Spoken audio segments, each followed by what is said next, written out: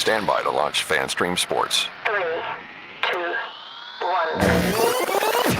Let's start. Hello, sports fans. Welcome to FanStream Sports. Nothing but pure sports. This is the JP Show. JP, it is so good to hear you back on the air. Stand by now. Here's JP.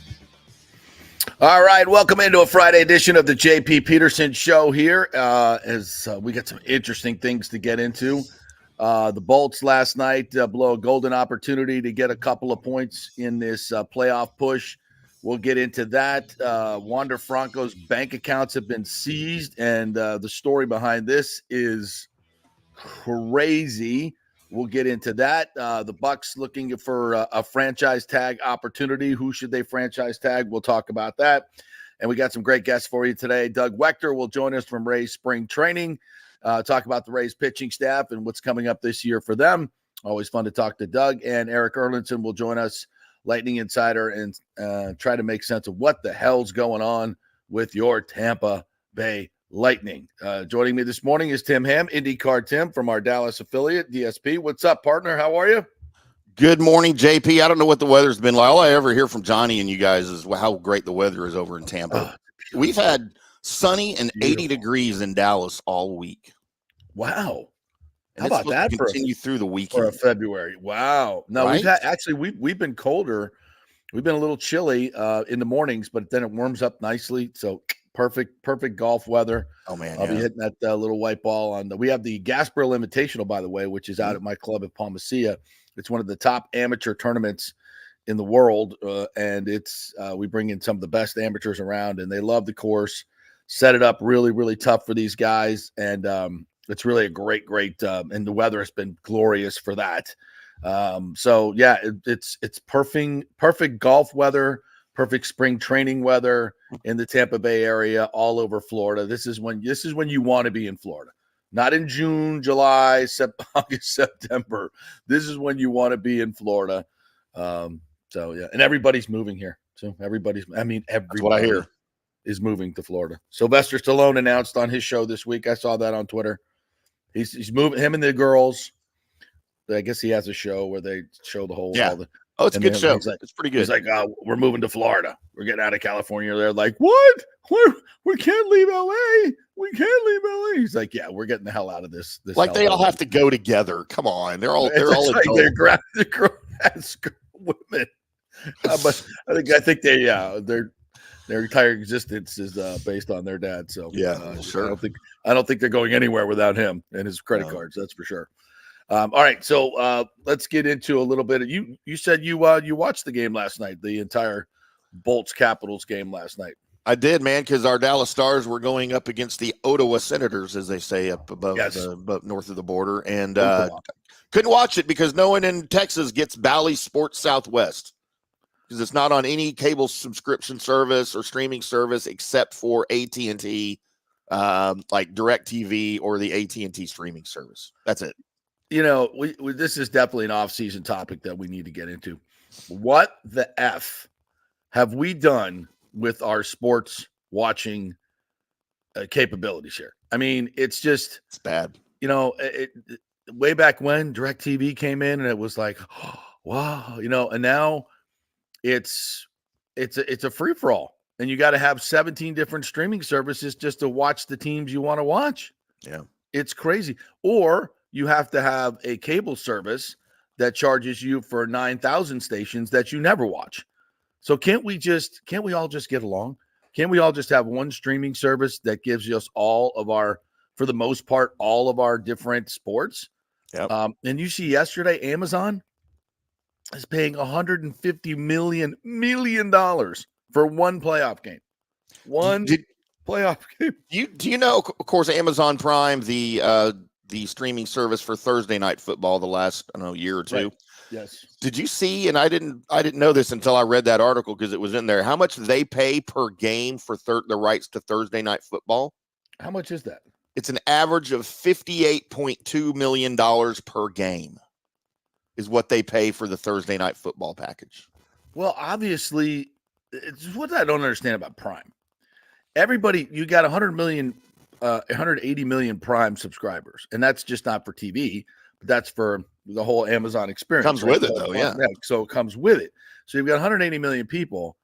So how many more people are signing up for Prime because they want to watch the NFL? First of all, somebody who has Prime. You're not. Excuse me. Yeah.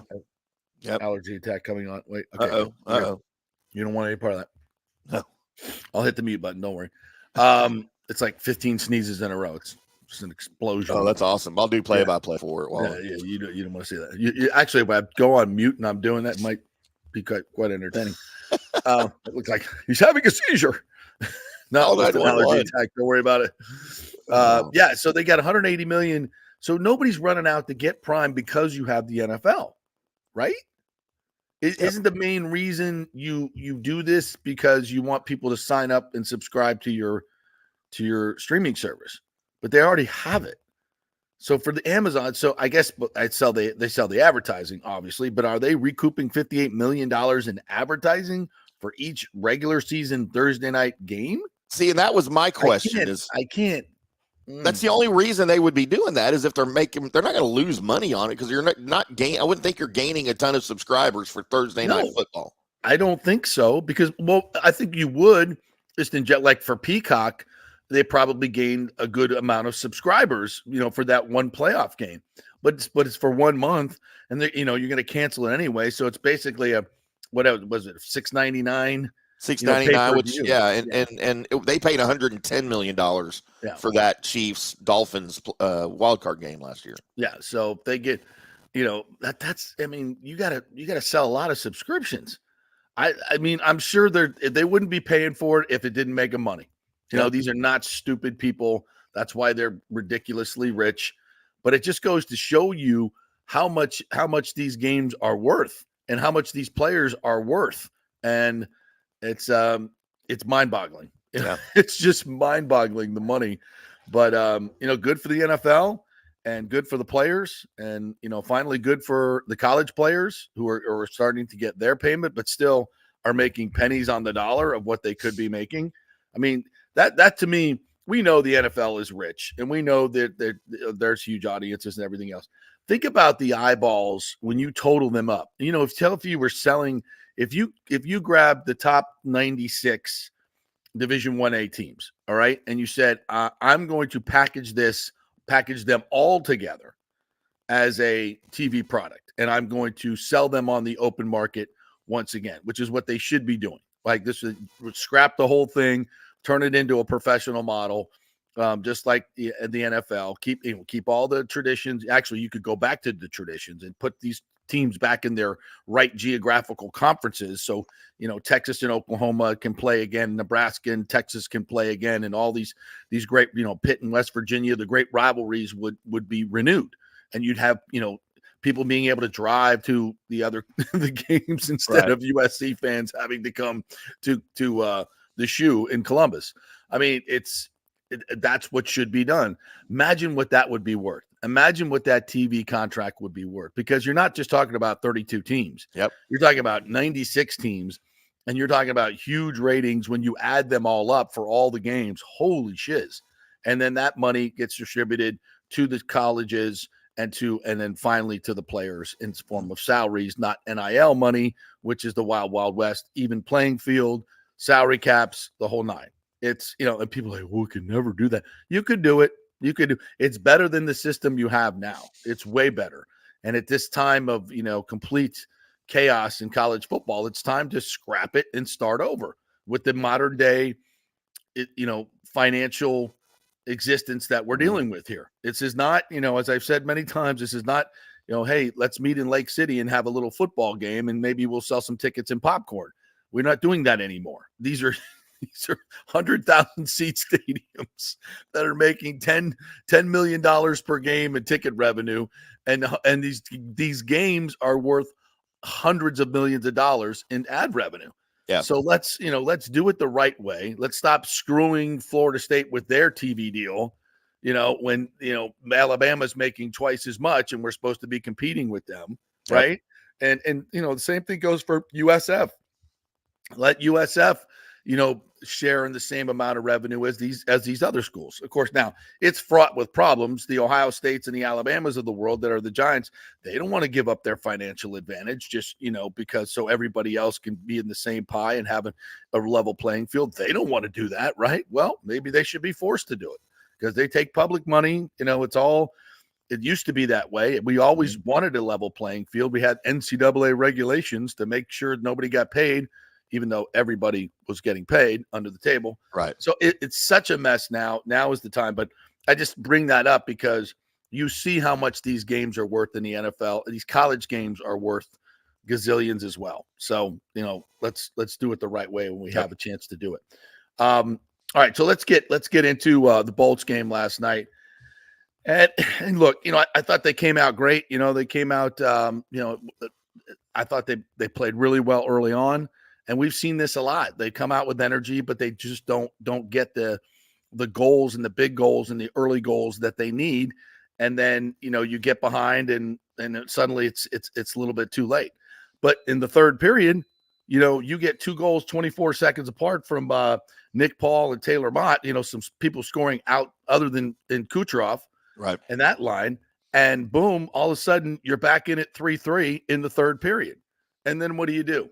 You leave Rasmus Sundin like wide open in the middle of the ice in the slot, nobody near him. I mean, with 5 minutes to go in the third period, and he buries it.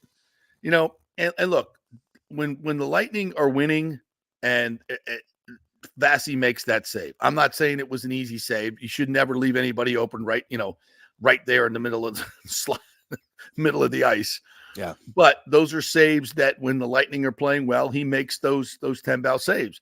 He didn't make them last night. He didn't make them. He got beat short side a couple times. And, that's un-Vasi-like. And when Vasi is not the best goalkeeper in the league, which he has not been this year, he's had moments, but he's not been the dominant guy that we've seen, then the Lightning are kind of an average team. So when you have the best goaltender in the league, you need him to be the best goaltender. I'm not putting this on him. It's on the coverage last night. It's always on the defensive coverage. The defensive coverage has not been great. Last night was another example of that. He gave up a 3-on-1. Yeah. The odd man rushes. Here they come again, just like we saw in the beginning of the season. So that's not on Vasilevsky. I'm just saying we've watched a lot of hockey, and that's the way they've given up odd man rushes when they were winning cups. But he would make these crazy saves all the time. He's not doing that anymore. He's just like human. I mean, and I shouldn't say anymore. Last night, last couple of games, he has not been that guy. And when he's not, the Lightning look kind of average, especially with the talent that they have right now. And it's sad to say, but because of the salary cap, they've lost too many great players. I mean, the Ryan McDonoughs, the Yanni Gords, the Alex Killorns, these are all guys they would have loved to keep, but you just can't keep them all. And that's, the salary cap is what it is. And this team is just not as talented as those teams. Do they have a chance to be? Yeah, I think they could be a lot better than they are. I've said that there's players that are underperforming on this team, and they need to step up. We saw Nick Paul step up last night. That was a tremendous goal. We need more of that from Nick Paul. We saw Tyler Mott step up last night. We need more of that from him. Connor Sheary, we definitely need more from him. That bottom six has got to step up and start producing more points. And defensively, they just got to be better. You can't be in the low 20s, mid 20s in defensive efficiency and goals against and win anything in this league. You just can't. You got to be better defensively. And I don't, if it's the new system, the new coaching, the new whatever, I don't know what it is, but there's just too many odd man rushes. There's too many guys left wide open. Sundin last night, kind of unfortunate that at the blue line, Glendening gets caught up and forget who else was my notes here. And Glendening and Mott get tied up with a player and the Capitals player, and Glendening can't get his stick out from under the two of them. He's trying to get back to the middle of the ice, and by the time he gets his stick free, Sundin's put it in the back of the net. Plus, I think it was Cole Koepke who just didn't see him. I mean, you got to look, and this is something the Lightning have. Chief talks about this all the time. It's like, stop staring at your two defensemen behind the net and start looking out on the ice who's dangerous and who's coming to the front of the net and guard them.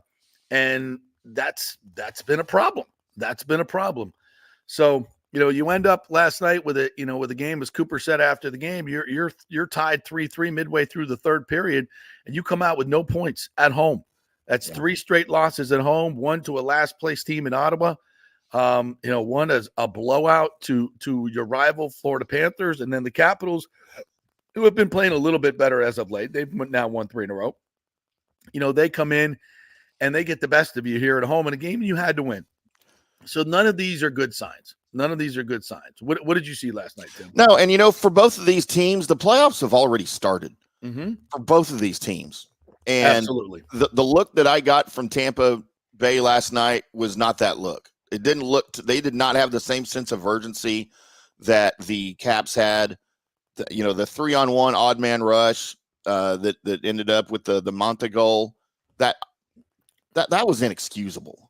Yeah, and I replayed it over and over again, starting on the Tampa's offensive zone, and there were a comedy of errors that happened on that play that they had no shot.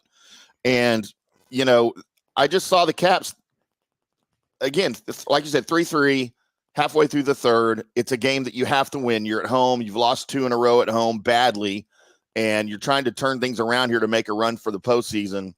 And that's the best you got. It was just a lack of effort, and again, I know all these guys are trying, they're pros, blah, blah, blah. I get all of that, but man, show it on the ice. The Caps just looked like they wanted it more. And like you said, Vasi was not really on his game last night. At least 2 of those goals, he normally stops, not that they were, again, not to blame him, because a couple of those scoring chances were because of defensive breakdowns. Right.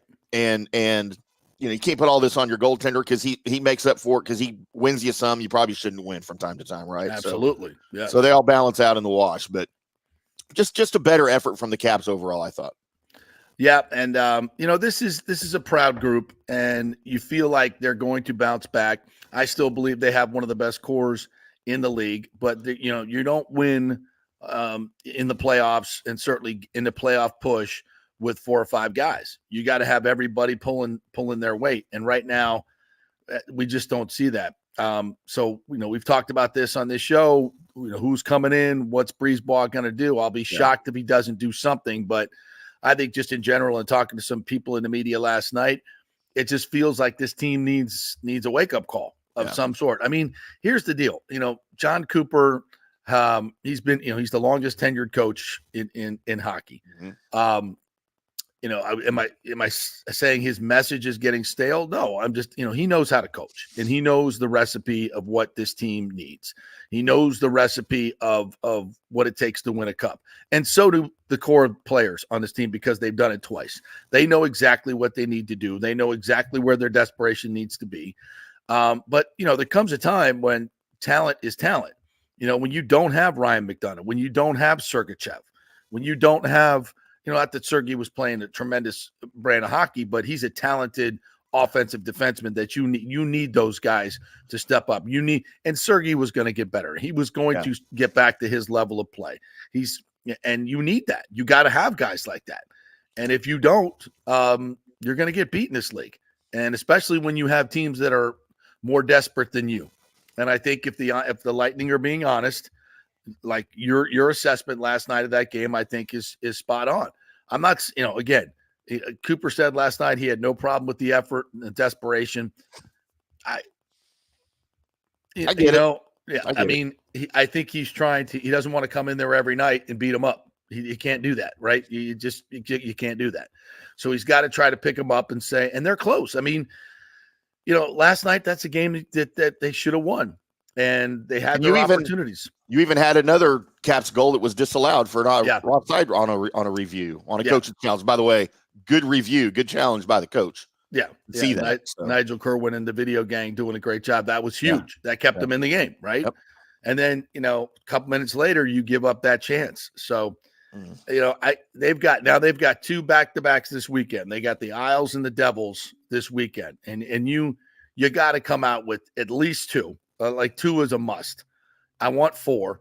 It's because these are 2 teams that that are around. They're behind you in the standings. Okay, in that wild card standing. So these are, even though they're not division games, they're wild card games. So these are worth 4 points. So you have, in essence, back-to-back 8 points here that you have to have in going up against these two teams that are chasing you. So these are 2 road games that you got to go out back-to-back and step up and win. Then you got Philly, and then you got a 5-game homestand against some teams you can beat. And so, you got a stretch run here where you got to – it's like you said, Tim, the playoffs have started. The playoffs have started. You cannot monkey around, hanging around the second wild card position because you never know what's going to happen to you late in the season. Don't leave it to chance. And, get your butt in good position. And if they're going to make a deep run, they got to start playing better. They just got to start playing better. And we just haven't seen that yet. So, you're a point behind Detroit. You're 7 points now behind Toronto. You're not going to catch Florida or Boston for sure, but those guys are within reach. You just got to play better. Yeah. And we'll do some more lightning with Eric Erlendssen a little bit later on in the show. And Doug Waechter is going to join us at 10:30. Eric's going to join us at 11:15. Doug at 10:30 to talk some Rays baseball. All right, so we're in the middle of this Bucks offseason, and we've seen this kind of window go earlier this week where they could have signed Mike Evans and Baker Mayfield to long-term deals and save some cap space. That kind of came and went. That's not a shock. They're going to have the franchise tag date coming up pretty soon. It's kind of I think everybody believes that the Bucks are going to use that tag on Antoine Winfield Jr. I would like to see them get a long-term deal with him instead. And then maybe you can franchise your kicker, which would save you a lot of money. And it's probably something that they would want to do because you want Chase McLaughlin back. He was huge for them last year, and franchising your kicker is cheap. It's what, $7-8 million, I think, if that. So that would be, and it'll probably be less than what you may have to pay him because he was so freaking good. Yeah. The kickers are weird. Like Chase McLaughlin had been on 4 different teams before that, and then he comes here and he's freaking perfect. So, but he's definitely in a groove. You don't want to lose that. That's a winning edge. Just ask the Buffalo Bills how important having a money kicker is. Man, that's something that you got to get done. So I think, it looks like it's going to be Antoine Winfield Jr., but hopefully they can work out a long-term deal with him. We still don't know, the smoke around Mike Evans is starting to be concerning. I mean, every time I turn on, the TV and they're talking about free agency, it's like Mike Evans is going to the Jets. Mike Evans is going to the Chiefs, which makes no sense. They don't have cap room to get to fit Mike Evans under there. And they already showed you that they can win. They can win with mediocre receivers. Right. Why would they go out and pay Mike Evans, $25 million a year? That makes no sense to me. Yeah, I mean, it'd be a great fit for them, but I don't see how they do that under the cap. If you're going to get rid of Tyreek Hill, why would you go out and pay exorbitantly for Mike Evans? That makes no sense. Yeah. So I don't see him going to the Chiefs. The Texans is obviously. I think where the biggest threat is coming from, that's his hometown, Galveston. You got C.J. Stroud. You got an up-and-coming team that's on the rise. You got, a great coach, D'Amico Ryans. That looks like a great situation for him, and they got tons of salary cap room as well. So that, to me, is where your biggest challenge is going to come if he gets to free agency. And I think that the Bucs are going to probably let Mike Evans get to free agency and determine his value, because the reports are that his team and the Bucs are far apart on a deal. And I'm sure his agent is like, I'm going for broke here. I'm asking for $30 million a year. I'm looking for 120 guaranteed over 4 or 5 years. And that's too much. That's just too much. And of course, that's what he should ask for. But what's his real value? And I think that's what the Bucs are going to want to find out. Where's his real value? And I think the Bucs are confident that they've created a culture here. And I think Mike would love to stay and play with Baker Mayfield because Baker loves him and is going to give him 10 to 12 targets a game, which is what you want, right? Is that going to happen with C.J. Stroud? You could say it is, but, he likes some of his receivers too. Yeah. They had a great year together. So I think the unknown is still there for Mike Evans. You don't know, as much as it looks great in Houston. You just, you don't know about the ownership group. You don't know how you're going to be coached. You don't know if you're going to fit in their system. You just don't know. There are a lot of unknowns. They can say we're going to do this, we're going to do that, blah blah blah blah blah. But you do know what life is like in Tampa. You have your home here. You have your foundation here. You're entrenched here. Mike wants to stay here. It would, and now that there's clarity at quarterback, and I think there is clarity because I don't think Baker's going anywhere. Then you've got some stability, and I think he'd be comfortable re-signing here. So, as much as there's a lot of smoke around Mike Evans and where people, and of course he's much in demand, there's no question about that. I still think in the end that Jason Light's going to get these deals done. And, I could be wrong. We could wake up, they could hit free agency. We could wake up one morning and boom, there it is. He's gone. But my gut feeling tells me that the Bucs have enough money where they can make this happen. So for those that don't know, March 13th is the beginning of the new league year for the NFL, their year. And that is when free agency kicks in. So everybody's got until March 13th to re-sign your guy if that's what you want to do, if you want to avoid him hitting the open market. Yep. And of course, as the editor-in-chief of RavenCountry.com for Sports Illustrated, JP, it's my job to throw out irresponsible reports about possibly and you do it well. About why the Ravens are in play for Mike Evans. And of course they're not. They've got 23 free agents of their own that they really need to work on. Well, probably 17 of those 23 they'll make shots at to keep. Justin Matabuke, their outstanding defensive tackle from Texas A&M, by the way, is a free agent. They'll probably salary cap or franchise tag him. So then I did a little playing with some contract restructuring, and if the Ravens restructure Mark Andrews and Marcus Williams, that'll free up about $26 million of cap space for them because they only have about 5 right now going into next season. Wow. And so you know what? Again, irresponsibly reporting, they could do that and go out and make a run for Mike Williams. Mike Evans. Yeah. Do you think with Zay Flowers' emergence, they need a receiver? With Odell Beckham Jr. Well, I don't have Beckham's a free agent. I don't think they're bringing him back. Yeah. They overpaid horribly for him last year. They paid him $20 million, didn't they? No, it was 15 plus incentives. Jesus. And he ended up making 16. He made $1 million of those incentives. But how many catches did he have? Like 40? If that. He had maybe 50 for 700 yards. I mean, not, and he wasn't hurt. I mean, he missed a couple of games, but just not because of anything serious, but he, him and Lamar Jackson just never did click. Right. They brought back Nelson Aguilar, who they brought in on a 1-year deal last season. They've re-signed him, but it's a minimal, obviously, contract. I think it's $3 million for next year, 3.75. I do not see them bringing back Beckham. If he wants to play, he's going to have to play for $7 or $8 million somewhere, and the Ravens just probably aren't going to do that. So I think they're going to go out and try to get another veteran receiver. They can't afford somebody like Mike Evans to pay him $20 million. You can't do that. But yeah, no, I think they do still need a receiver. I'm looking at how many great receivers have played well into their 30s. Larry Fitzgerald played till he was 37 years old, and was very productive. Well, let's see where his production started. I mean, his last from age 32 to age 37, he missed 3 games. I mean, that's remarkable. In age 32, he had 1,200 yards, 9 touchdowns. Next year, 1,023, 6 touchdowns. At age 34, 1,156, 6 touchdowns. At age 35, 734. That's when age 35, the drop off came a little bit. He still had 69 catches. Age 36, he had 75 catches for 804. Look, the yards going down, right?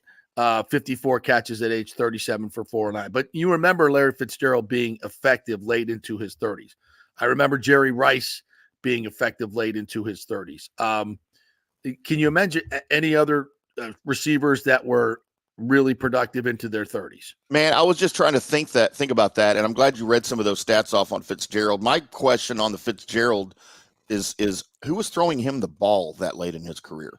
Well, you had Kurt Warner. Right. And then the Super Bowl run years, but that was, and after that, it was Carson Palmer, I think. Right. So he had some decent quarterbacks. He had some decent quarterbacks. I mean, it was Palmer very, very late in his career. Yeah. And you know, famously, you know, Megatron called it a career at age 30. Right. And which just, you know, just unbelievable as good as he was. And his last few years at, you know, at age 29, 71 catches, 1,000 yards. His last year, he had 88 catches, 1,214 yards, and 9 touchdowns at age 30. But, you know, obviously he called it quits earlier. So there's not a huge resume of guys that have you know, been really good after age 30, but Mike seems like he's poised to do a Larry Fitzgerald. They're the same type of guy, hot, super high character guy. They work their ass off. They're leaders in their community, on their team. Like, to me, Mike and Larry Fitzgerald are like almost exactly the same dudes, and just as their makeup. And, you know, again, Fitzgerald played very productive into his late 30s. So I think it's worth it to give Mike, you know, some money and a lot of money, maybe just not crazy money. But we'll see. And if Mike's going to be a true Larry Fitzgerald, right, if he's going to mimic his career, then he's got to stay in Tampa his whole career, right? That's right. That's right. That's a very good point there, Tim. Actually. So there you go.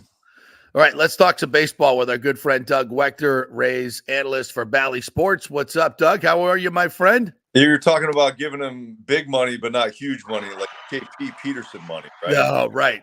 Yeah. I mean, once you get into that stratosphere, I mean, you see this lavish set I have behind me. I like it. Yeah, I may have to sell that Taylor Swift signed guitar behind me. JP Peterson money is up there with Gisele Bundchen money, right? Not even Tom Brady, but Gisele money. Yeah, exactly. I couldn't pay to get her nails done. What's up, my friend? You're looking good, man. You got the backwards hat working. I just got a haircut. I might have to got a haircut. I got. Oh, look at that! Look at that salad, bro. Yeah, now he's just rubbing it in now. You know, it's getting more grays every year. Every year, it's funny. Like the first couple shows, I'll jump on Bally and I'll look at the return feed, and I'm like, oh my gosh, my hair's getting gray, man. Like I'm getting older. What's going on here? Are you seriously complaining about that beautiful head of hair you have? I mean, look at us. Look at us. What color it is. Sakes. Yeah, well, no, hey, look, it looks good on you guys, though. You wear it well. Yeah, you complaining. These guys, Timmy, these young guys with all the hair, right? Professional athletes, right? They have all of it. Yeah. The hair, the girls, the money, all of it. So I promised you I wouldn't ask you about Wander's bank accounts. We'll get to that later. Right. God, what a mess. Boy. What I want to know from you is, have you seen any of these young pitchers, especially Uwasawa? Yeah, Uwasawa. I have not been down there yet. Okay. I've talked to a bunch of folks that have been down there, and my first game I'm going to be down there doing is Tuesday. So I'm actually going to try to get down there Monday at some point also and see the fellas. You know, I've heard really good things. Everybody is raving about the arms in camp right now, and that's been one of the bigger question marks. You know, what are they going to look like? How's the rotation going to shape out, right? I mean, that's one of the things that, you know, I'll be focused on this spring for sure, because we do have some new faces, some younger faces that they're going to rely on heavily. Yeah. So it's an exciting time, but you know, at this point in time in camp, you're hearing a lot of good things, and you're also hearing everybody that you anticipate coming in healthy is healthy. And so, you know, exactly. So the first couple of weeks of camp and really in spring training in general, that's what you want to hear. Yeah. So I guess at this point, Zach Eflin is your number one guy. Let's go through the rotation and kind of give me a little scouting report. I'll tell you what the guys I'm excited about. I'm excited about Taj Bradley, because his stuff is just, as you know, and we'll talk a little bit more about him. It's just electric. And then you want Eflin to be Eflin and maybe get a little bit more from Savali. What are you thinking this year as we start? Yeah. Look, Eflin's your anchor, right? Yeah. I really want to see Eflin go out there and just take the ball every 5 days and do the exact same thing he did last year. Eflin is one of those guys who, you know, on the field, he's got it all. He's got command. He's got swing and miss. He's got everything you need in an ace starter.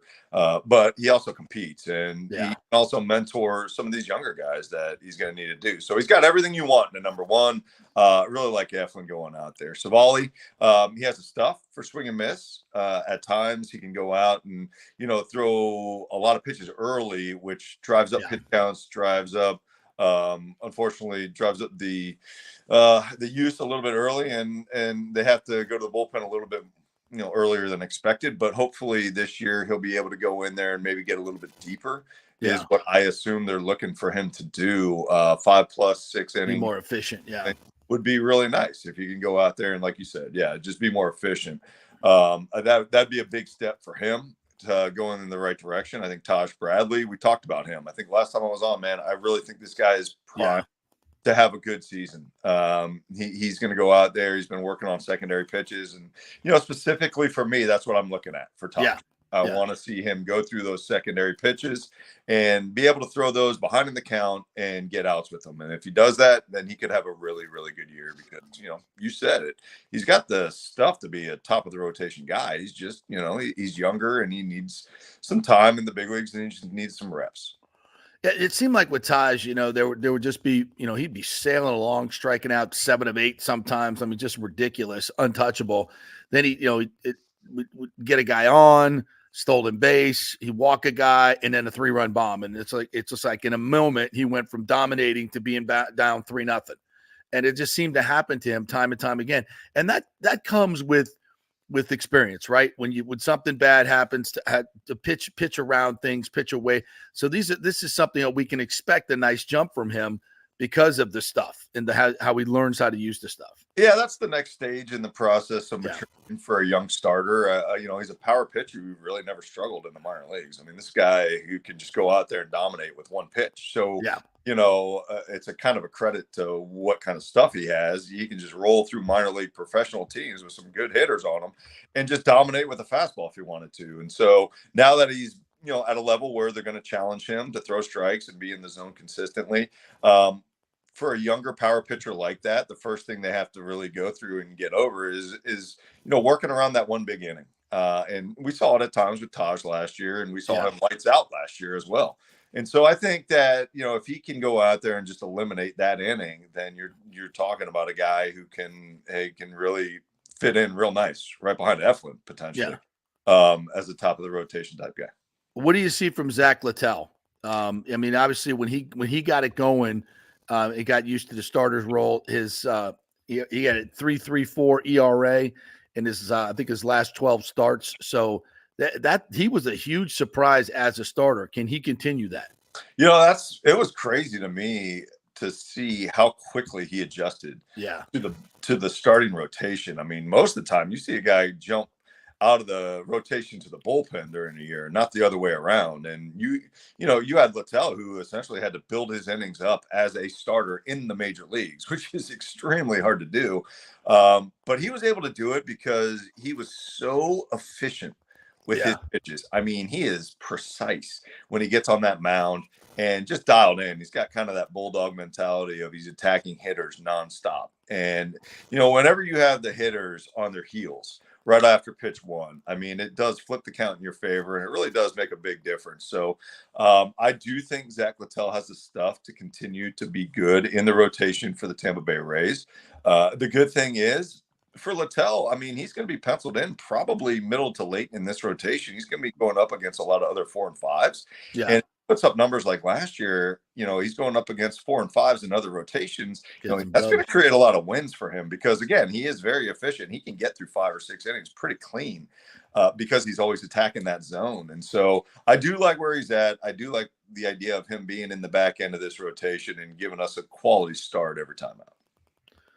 And do you see Uwasawa working in here as a 5th starter? Who do you see? Who do you think? Him or Pepio? Pepio, yeah. I forgot about him. Uwasawa because of the ability to go back and forth through the rotation in the bullpen. He can be a swing guy. He can be a long reliever. We all know how the Rays love to use the bullpen early and often, especially early in the season, when your starters aren't really stretched out to the point where they're consistently going 7 innings. A guy like Uwasawa is going to be very valuable. So I could see him making this team just as a swing guy at first and then filling in the rotation when they need to and kind of doing he's almost like a utility man on the staff, right? He could be an opener. Right. And that's How about him as an opener? Yeah, it's a very valuable role. So yeah, well, you could do anything. How do they prepare for that? I mean, yeah, see that guy and then bring whoever else right behind him. That would right. be And bananas. so it's really hard. It would be really hard to not see him somewhere on this team. Opening day, I really like him and the role that he's going to have. And I think Pepio, I talked to Cash a little bit ago, maybe a few days ago, and he was raving about this guy's stuff. He said just in his first couple bullpens, down in Port Charlotte, this guy's bumping 96 in a bullpen, right? And so, I mean, that's incredible to me because you don't really have adrenaline going. You got nobody in the box going against you. And so you're going up there, going mid to upper 90s in that situation. That is very, very impressive.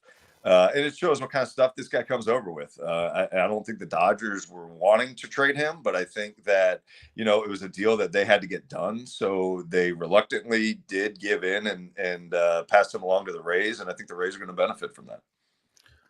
So you talk to Cash, you get any contract details out of him? No. Did he cash in? Is his name now part of that deal, Kevin Cash? Yeah, no, I haven't dialed in the contract talk with Cash. Okay. No, I keep it on the field. All right, just it seems to be the nuclear secret around here. So I'm trying to figure these things out. That's what I do. So we're trying. I could tell you this. He and Eric Neander are very happy. So yes. That's all we care about. Keep them around. That's all we care about.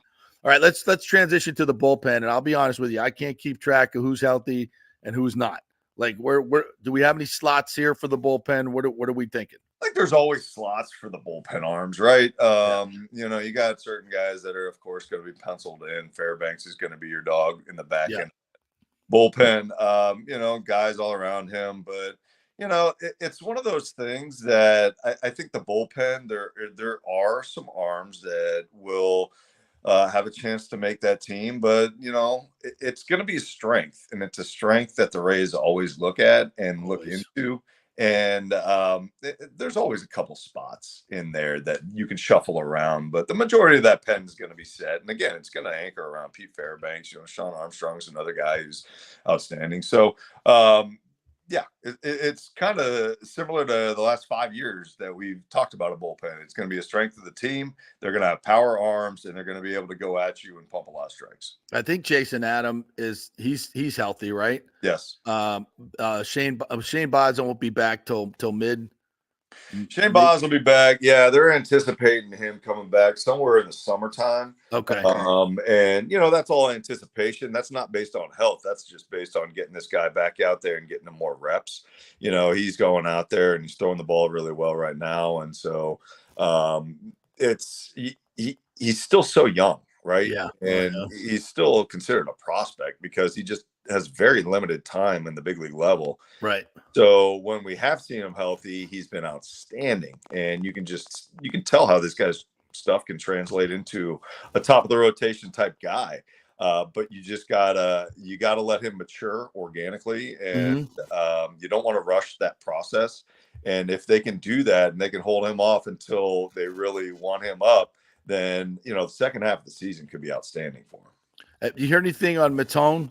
Is it Matone? How do you say Matone, that? Yeah. So Matone, he's awesome addition to this bullpen. Really like the addition of him, kind of like a Colin McHugh to me, to where he goes out there, not going to overpower you with the fastball, right? He's going to sit around 88 to 90 miles an hour with the fastball. But this dude, what he's very good at is spinning it, right? Yeah. He create a lot of weak contact with some elite spin on the breaking pitches, multiple different breaking pitches that he can throw everything for a strike. And he just creates, again, a lot of weak contact. And those are guys who can get you out of a jam pretty quick. He can also get some swing and miss on that. And he's been around in the big leagues for a little bit now. So it's not like you're going out there hoping this guy can go out there and handle the pressures of major league life. It's one of those where you know what you're getting out of him. And, it's exciting to have a guy like that who can go in there, throw strikes, and get you a lot of quality outs. All right, so that's the pitching staff. What do you expect? If you could say one guy that might surprise in this lineup. I mean, last year, you had some guys jump in and hit 30 bombs in Paredes that we didn't see that coming. Anybody on this team up and coming that you see like that could be that much of a surprise? Yeah, outside of the guys that kind of everybody's talking about, I think we should still keep our eye on Jonathan Aranda, man. That guy, if he can get some decent reps at the plate, yeah, he's a guy who has put up some monster numbers in AAA. And from what I've seen, I really think that his game does translate to the major leagues. Now, he's got just a great idea at the plate for a young player on what pitchers are trying to do to him. And he's able to adjust in at bats that a lot of younger players aren't able to do. So I just like him. I like his hitting tools. And I think that he'll be pretty good for us offensively if he can get the swings that he needs to, if he can get in the box consistently enough. And that's the whole thing is, how are you going to get him in the lineup? Where's he going to pencil into? How are you going to get this guy into a good rhythm? Because again, I think there's a lot of upside there, and I think that he could have a really good season.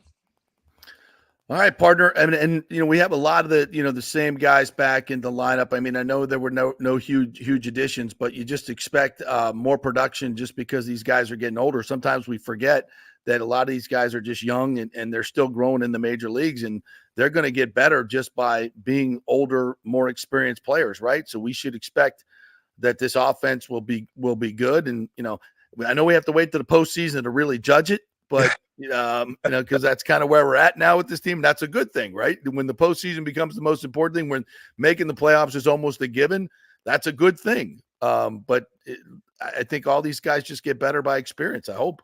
Yeah, I do too. I think, a couple of them, if they can just repeat what they did. Yandy Diaz, I mean, look, just repeat what you did last year. I mean, he was a monster at the plate. Isaac Paredes had a career year. These guys can consistently put up the same numbers. That'd be huge. Josh Lowe, he was outstanding all year for me. For a young guy to come in and throw up those kind of numbers, do what he did on the bases, and be there offensively and defensively for the team. He really stepped it up last year. Would love to see him continue that trend. One guy I think that could make big gains going into this season, Jose Siri is a guy that if he can cut down just a little bit on that swing and miss and just put the ball in play with his speed, I could see him, really doing a lot more damage on the bases. Yeah. I don't think he was able to utilize his speed as much in the stolen base category last year, just because he was more of a power guy with a low on base percentage. And if he can get on base a little bit more frequently and just use those legs as a weapon, I think that would really benefit him and his career and the Rays. So I would look for Jose Siri to take a nice step forward too. You think Rosario starts at shortstop? I mean, that's a very interesting pickup that they just got. He hits lefties really well, so you get a little pop from the shortstop position. What do you think the shortstop position looks like early on in the season? Yeah, well, with Taylor Wall still, rehabbing that hip injury, should be back, within the first month of the season or somewhere right after that. I think Rosario could pencil in to the shortstop position and really get a decent amount of reps. Now, this is a super utility guy too. I mean, This guy, he played outfield, he can play middle infield, he can play anywhere on the diamond. So he's like a perfect fit for Tampa Bay because we know they love putting these guys into a lineup to where they can shuffle them all around and just utilize their matchups at the offensive side, and then put them on defense, plug them on defense, and know that they're going to have solid defenders out there. So he fits the team perfectly. I think it was a great sign. I mean, they only signed him for $1.5 million. This dude has playoff experience. He's had some really good years in the big league. So a lot to like about that addition. And I do think he'll see the majority of the time as of right now, maybe at shortstop. We'll see. Caballero, they really like him too. So, one of those things, see how it plays out.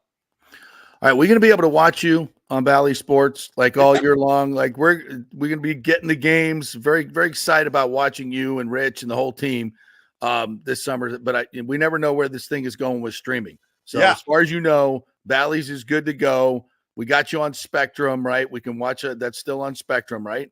From my understanding, you can basically tune in the same exact way you tuned in last year. Okay.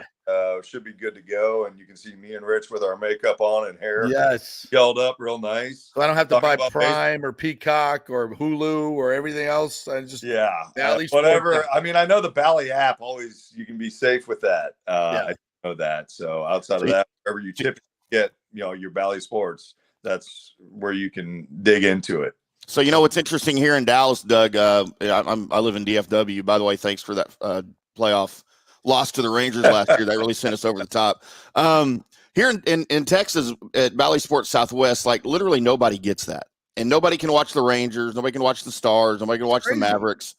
So the teams got together and struck a deal with the local ABC affiliate here, WFAA-TV here in Dallas, to broadcast a handful of games so that the masses like us can watch that. Do you guys not have that same issue out there in Florida? Is it a little more widely streamed, I guess? I know it's widely streamed. I know viewership is just so different in every single region, right? Yeah. It's hard for me to talk about any other region and how they handle all the things going on there. But typically, at least as long as I've seen it and I've been involved with the Rays on the broadcast side of things, the viewership has been very, very strong for Tampa. Very robust. So they find ways to watch, whether you do have cable, whether you have the app, whatever it is. So we've been blessed to be able to have a good amount of following, and also people that have been able to find ways to tune in. So I know it's different, honestly, in every single state, in every team.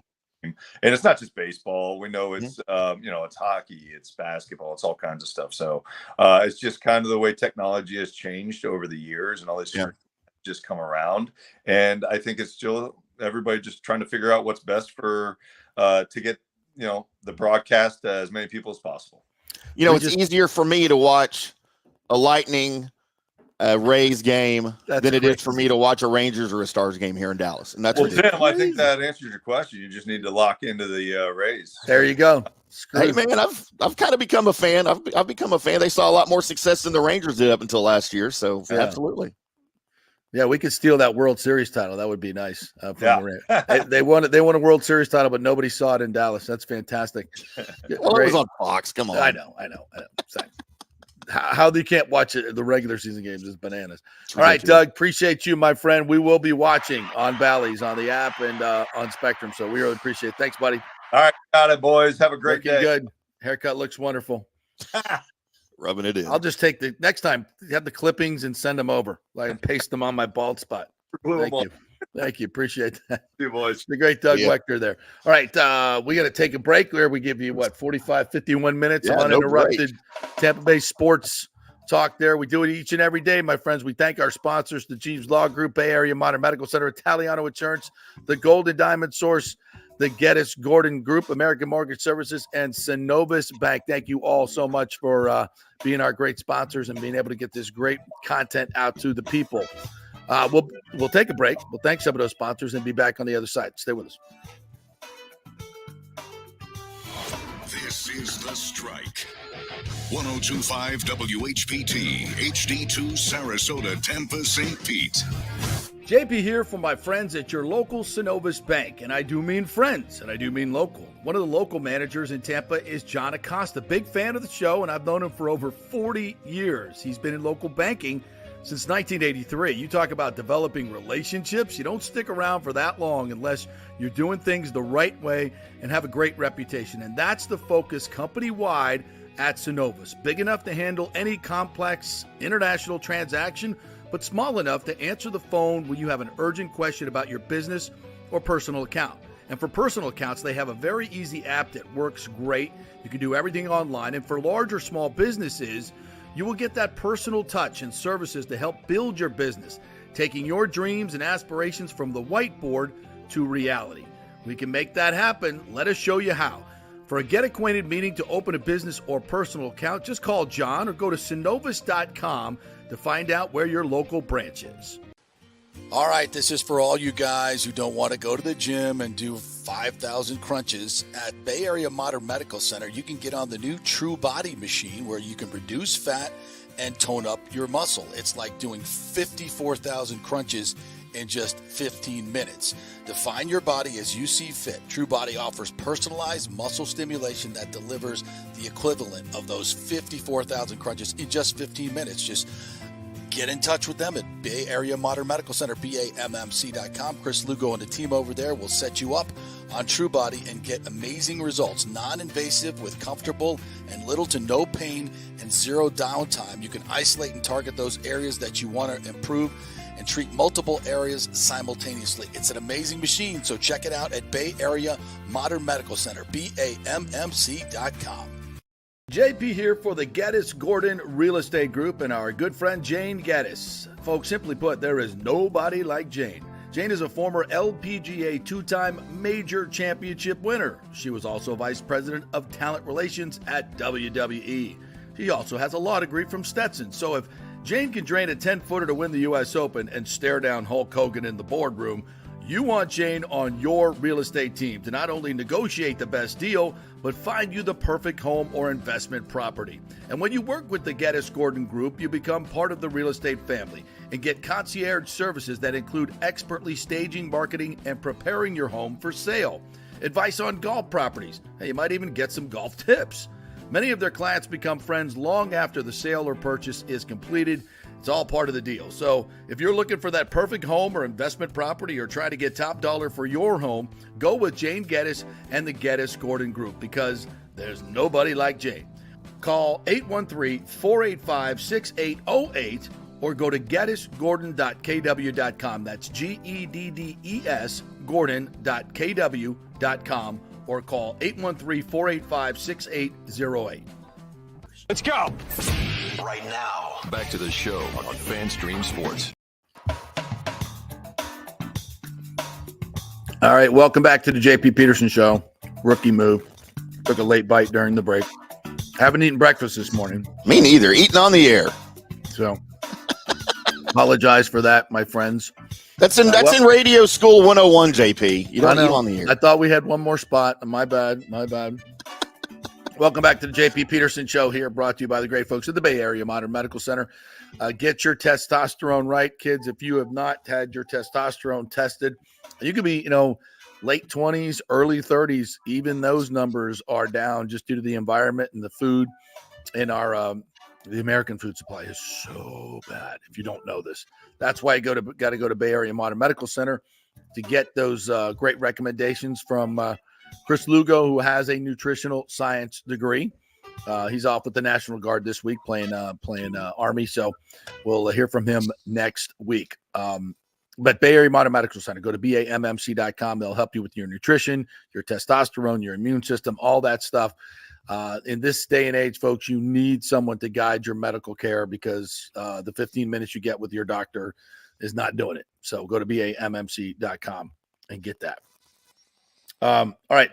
So I didn't bring this up with Doug because it's, this is off the field stuff that we don't really need to get into with him. But this story, the Wander Franco story, just gets more and more bizarre. Tim, I don't know if you saw the latest on this. I've not. So, and this is from the Tampa Bay Times. Juan Carlos Chavez dug into this a little bit more. So the authorities in Dominican Republic have ordered a temporary freeze on 3 bank accounts linked to Wander Franco. This is because Juan Francisco Rodriguez Consoro, one of his former attorneys, is seeking the equivalent of $256,000 for the 7 weeks that he represented Wander Franco. $256,000 for 7 weeks of work. I'm in the wrong business. Yeah, but it gets better. So a little more than a week ago, Consoro informed the Tampa Bay Times via text message that he no longer represented Franco. Franco faces possible criminal charges relating to an alleged sexual relationship with a 14-year-old girl. We know this. So Consoro will have the opportunity to present to a judge all the procedures and diligences he conducted on behalf of Wander, and that judge or the necessary judges will decide if Wander truly owes him the amount of money he is demanding. But Encarnacion, who is what is his role in this whole thing? I think it's one of the other attorneys, says, but what he intends to charge is an abuse. It seems like an abuse. $256,000 for 7 weeks work. Yeah. Like, what are we charging here? So as we go down further in the story, we find out this. So less than a year ago, Rodriguez Consoro, his attorney, was removed from his position as a criminal court judge following an investigation by the DR's judiciary's highest disciplinary body. It found out that he accepted bribes and issued court orders favoring suspects in several criminal cases, according to court documents. So Franco goes and hires this attorney who was a judge that was on the take, right, and got taken off the bench. So then went, because this is how many things work in the legal system. And I say in the DR, but obviously it's everywhere. In America as well. Yep. Our justice system is so horribly broken. It's not even funny. So this is what now Wander is. So let's add up everything in this particular story now, right? So we have a mother who was admitted to extorting Wander Franco, and setting him up with her 14-year-old daughter. Okay. And then we that should be enough right there, right? Like that's all you need. I mean, the mother is the one who, allegedly put this whole deal together. Prostituting her daughter out. That is what is alleged. And there's we've seen the Instagram post and not only we've established that there was extortion here, like that she admitted to that. So we have that going on. We have, the Wanders in the text messages back and forth with the 14-year-old. So that's out there as well.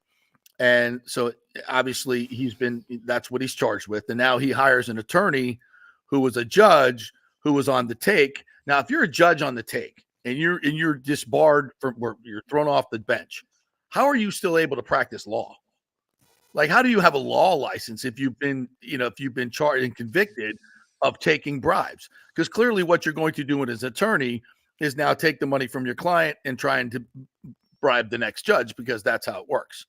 I mean, that's I'm reading between the lines. Why would that? So now this guy's saying he didn't pay me my money. I want my money, and going to the court. I mean, what the hell is going on? What the hell is going on? And then you hear all these stories.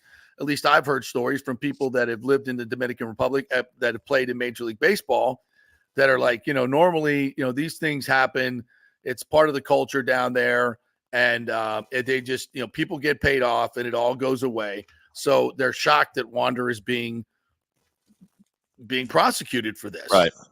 And again, I'm not making any judgments on any of it, but man, is this just, it's because of who he is, right? I mean, absolutely. Yeah.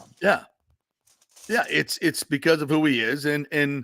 But again, all the other baseball players that have been involved in some of these allegations and other things, for the most part, they always just, charges get dropped, people get paid off, it goes away.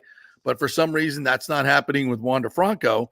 And now his attorney is suing him, this attorney that was thrown off the bench for taking bribes and giving light sentences.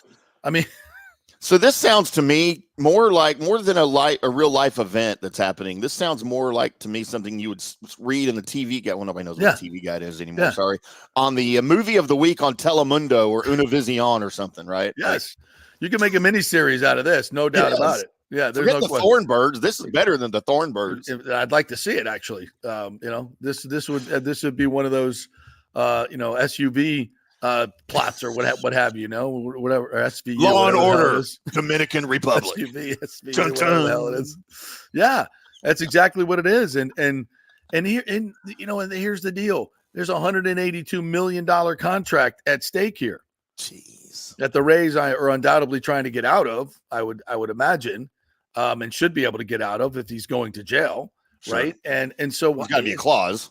Yeah, of course. So what the hell is going on? And it just seems like there's a piss and match between the authorities and judges, and dirty judges, dirty cops, dirty lawyers, and here we have all that's at stake is the future of this young man's baseball career, which I think he's kind of obviously been vilified here in the Tampa Bay market. I mean, how could he ever come back and play here? But the problem is we don't know what happened. We don't know. And I'm not trying to, I mean, you should know if you're messing around with a 14-year-old, you should know. I mean, figure it out. You got to be, and what are you doing, Wander Franco, with all that's at stake, messing around with this kind of stuff? This is just silly, especially when you can have just about any woman of age that you would want with your money America. and you're in America, anywhere like you. I mean, it's not like there's a lack of opportunity here for you. So it's the most bizarre story. And what's so sad is this guy was the absolute cornerstone of this franchise moving forward. I mean, he is a transcendent talent that the Rays had tapped into since he was 16 years old. And it's such a sordid story, but it really has derailed this franchise in a very big way. And I don't think we talk about it enough, because this is a franchise that depends on young talent. And he's a guy that is a power hitter in the middle of your lineup, run producer, tremendous defensively, like a generational talent. And it's just, you're going to get nothing for him in terms of a trade. You get no value out of him whatsoever. It's this is a setback that is really, especially for a team like the Rays, is hard to come back from. If Junior Caminero can be every bit as good as him, then you certainly get a reprieve of some sort. But wouldn't it have been nice to have both guys, playing second and third? I mean, think of the, not to dismiss Itzhak Paredes and his, 30 bombs, but still, these guys, hopefully, this is what you build your franchise on. And it's a bizarre story. And I wish we had more information on it, like more solid information to go about, but we don't. And I mean, you wonder at this point if we're going to get more information on it, right? Like, I know it's still kind of a current thing that's happening, but being based down there, we can't trust anything really that we get news wise out of there, right? I mean, not really. It's going to be twisted. With all the corruption and everything involved with the justice system and the legal system down there, we don't know what's true and what's not. No, so we may never really find out. And that kind of begs the question, at least for me, like, I know these kids are getting, and I'll use the word recruited, scouted by pro teams down there all over the world now. This thing happens when you're 13, 14, 15 years old. And I know I've been hearing the name Wander Franco for years, probably when he was 14 or 15 years old, about being the next big thing. I've got a good buddy here in Dallas that used to play in the major leagues, works for 105.3 The Fan here on the radio here in Dallas. Mike Bassick, he pitched for years in the major leagues. By the way, Mike Bassick's claim to fame is he gave up number 715 to Barry Bonds. That's his claim to fame in the major leagues. But no, he is in tune with the scouting, all these, and he's been talking to me about Wander Franco for years. So he was already on the radar, right? Mm-hmm. So I wonder if the major leagues, and they have to, but maybe for sure, if the major leagues has programs in place for some of these young guys, once they get signed to a major league team and they become the property of that team, not that they're on the roster or with the big club, but once you're property of that team, do they have any sort of provisions for these guys to help instruct them, to help teach them, to help groom them to what they're going to see and things that they should expect that's going to happen to them now as professional athletes, as big names? Do they have anything like that in place that you're aware of? I know the NFL has something like that now. Yeah, the NFL has their rookie symposium where they do all that stuff. I don't know if they do or not. And clearly, and this is something we've talked about with the Rays for the last few years, is where are the grizzled veterans that are going to mentor these young players and tell them how to handle their business. And to some degree, I think the Rays tried that with Wander, but, he seemed to be a pretty stubborn dude. I mean, he was, from the very beginning, showing up in Bentleys and, hundreds of thousands of dollars of jewelry. And that's fine. Sure. You got your bonus money, you do all that, but, you see some of the more serious players not doing that, and paying more attention to their craft and paying more attention to doing the right things off the field, because it doesn't matter how talented you are. If you're making stupid moves off the field, and he is exhibit A, this is what's going to happen to your career. And, I can't sit here and say with any, intelligence what exactly the Rays have tried to do. They're a smart organization. I know they tried to help this young man in every way they could. But, I mean, you just look at what went down last year. It was the Rays that came forward and basically put a story out there about how Wander was a bad teammate. I mean, how have you ever? I mean, when that whole thing happened, I'm like, wait, what? The Rays, because Mark Topkin wrote the story. So basically, the Rays had to go to Topkin and say, because I'm sure Topkin's not, hey, how is Wander Franco a good teammate? Like, what's going on here? And then, there were quotes from the general manager and everybody like, the dude has issues. I don't think I've ever seen a team do that. Publicly put their business out there, on your own guy. Like, that's weird. Like, what? And it begs the question, did they know? Did they sniff what was going on here and try to, head it off at the pass? Or did they, find out what was going on and said, we need to get out of this contract?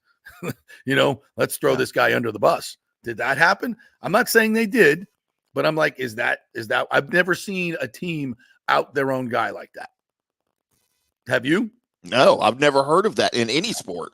No. You keep that stuff in house, and media begs for you guys or for teams to bring stuff like that out, and that's where we're going to handle this in house. That's the company line. But they put it on Front Street, and then he got suspended later on, for behavior, and you're like, okay, here we go. What the hell's going on with this guy? And then the next thing we know, this thing pops up, and they'll be able to get out of the contract. Interestingly enough. So I'm just throwing stuff out there. We don't know what happened, why it happened, where it happened, who's in, there's so much we don't know, but it is something we need to talk about because he is the cornerstone of this franchise. And we can sit here and say, oh, he'll never play for the Rays again. We don't know that. The Major League Baseball union has a big union. Look at Matt Ariza, the punter, right? That just got signed by the Chiefs. Yep, I was going to bring that up later. Yeah, he gets named in correct me if my facts are off on this, but he gets named in a lawsuit, a sexual assault lawsuit, stemming around a 17-year-old girl. 2 days later, the Bills cut him. He wasn't found guilty of anything. He wasn't. As a matter of fact, his name was removed from all the litigation. Like, he wasn't even there, and it was a college gang rape thing. Accusation is what it was, and it came out he wasn't even at the party. Right. So, but the Bills released him, and he was, he was in the court of public opinion, he was convicted, much like Wander Franco has been in the court of public opinion. And then we find out, oh, wait a minute, he wasn't even there. Yeah. I mean, that's crazy. So he was out of work for 2 seasons, no job, until he just got re-signed by the Chiefs. How about that? And he wasn't even there. How unfair is that? Yep. And so when we don't know the situation, and boy, he should have some recourse on that situation. But we know he won't. But here we are with Wander. We don't know. Hell, he could be starting day one. We don't know. All this corruption that's going on that we could find out, oh, this was, a setup or something, blah, blah, blah, blah, blah. Charges have been dropped. He's free to go. Okay, now what? You just going to kick him to the curb? Yeah. No, you're not. I mean if you're the Rays, is that what you do? No, you don't want to, but that's going to be the court of public opinion, is he's going to be guilty for the rest of his life, even if he's not. But should that be? No. If you're the Rays, do you, what do you do? Do you trade him? Do you try to bring him back and rehabilitate his reputation?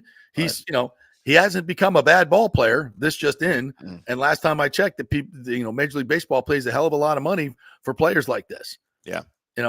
Does he go play in Japan? I don't know, but I don't think his career is over by any stretch of the imagination. And if he goes and does a couple of years in jail, he's still a very young man. But will he be too toxic to come back and play in Major League Baseball? I don't know. And this is the thing. We don't know any of this. Yeah. We don't know any of it.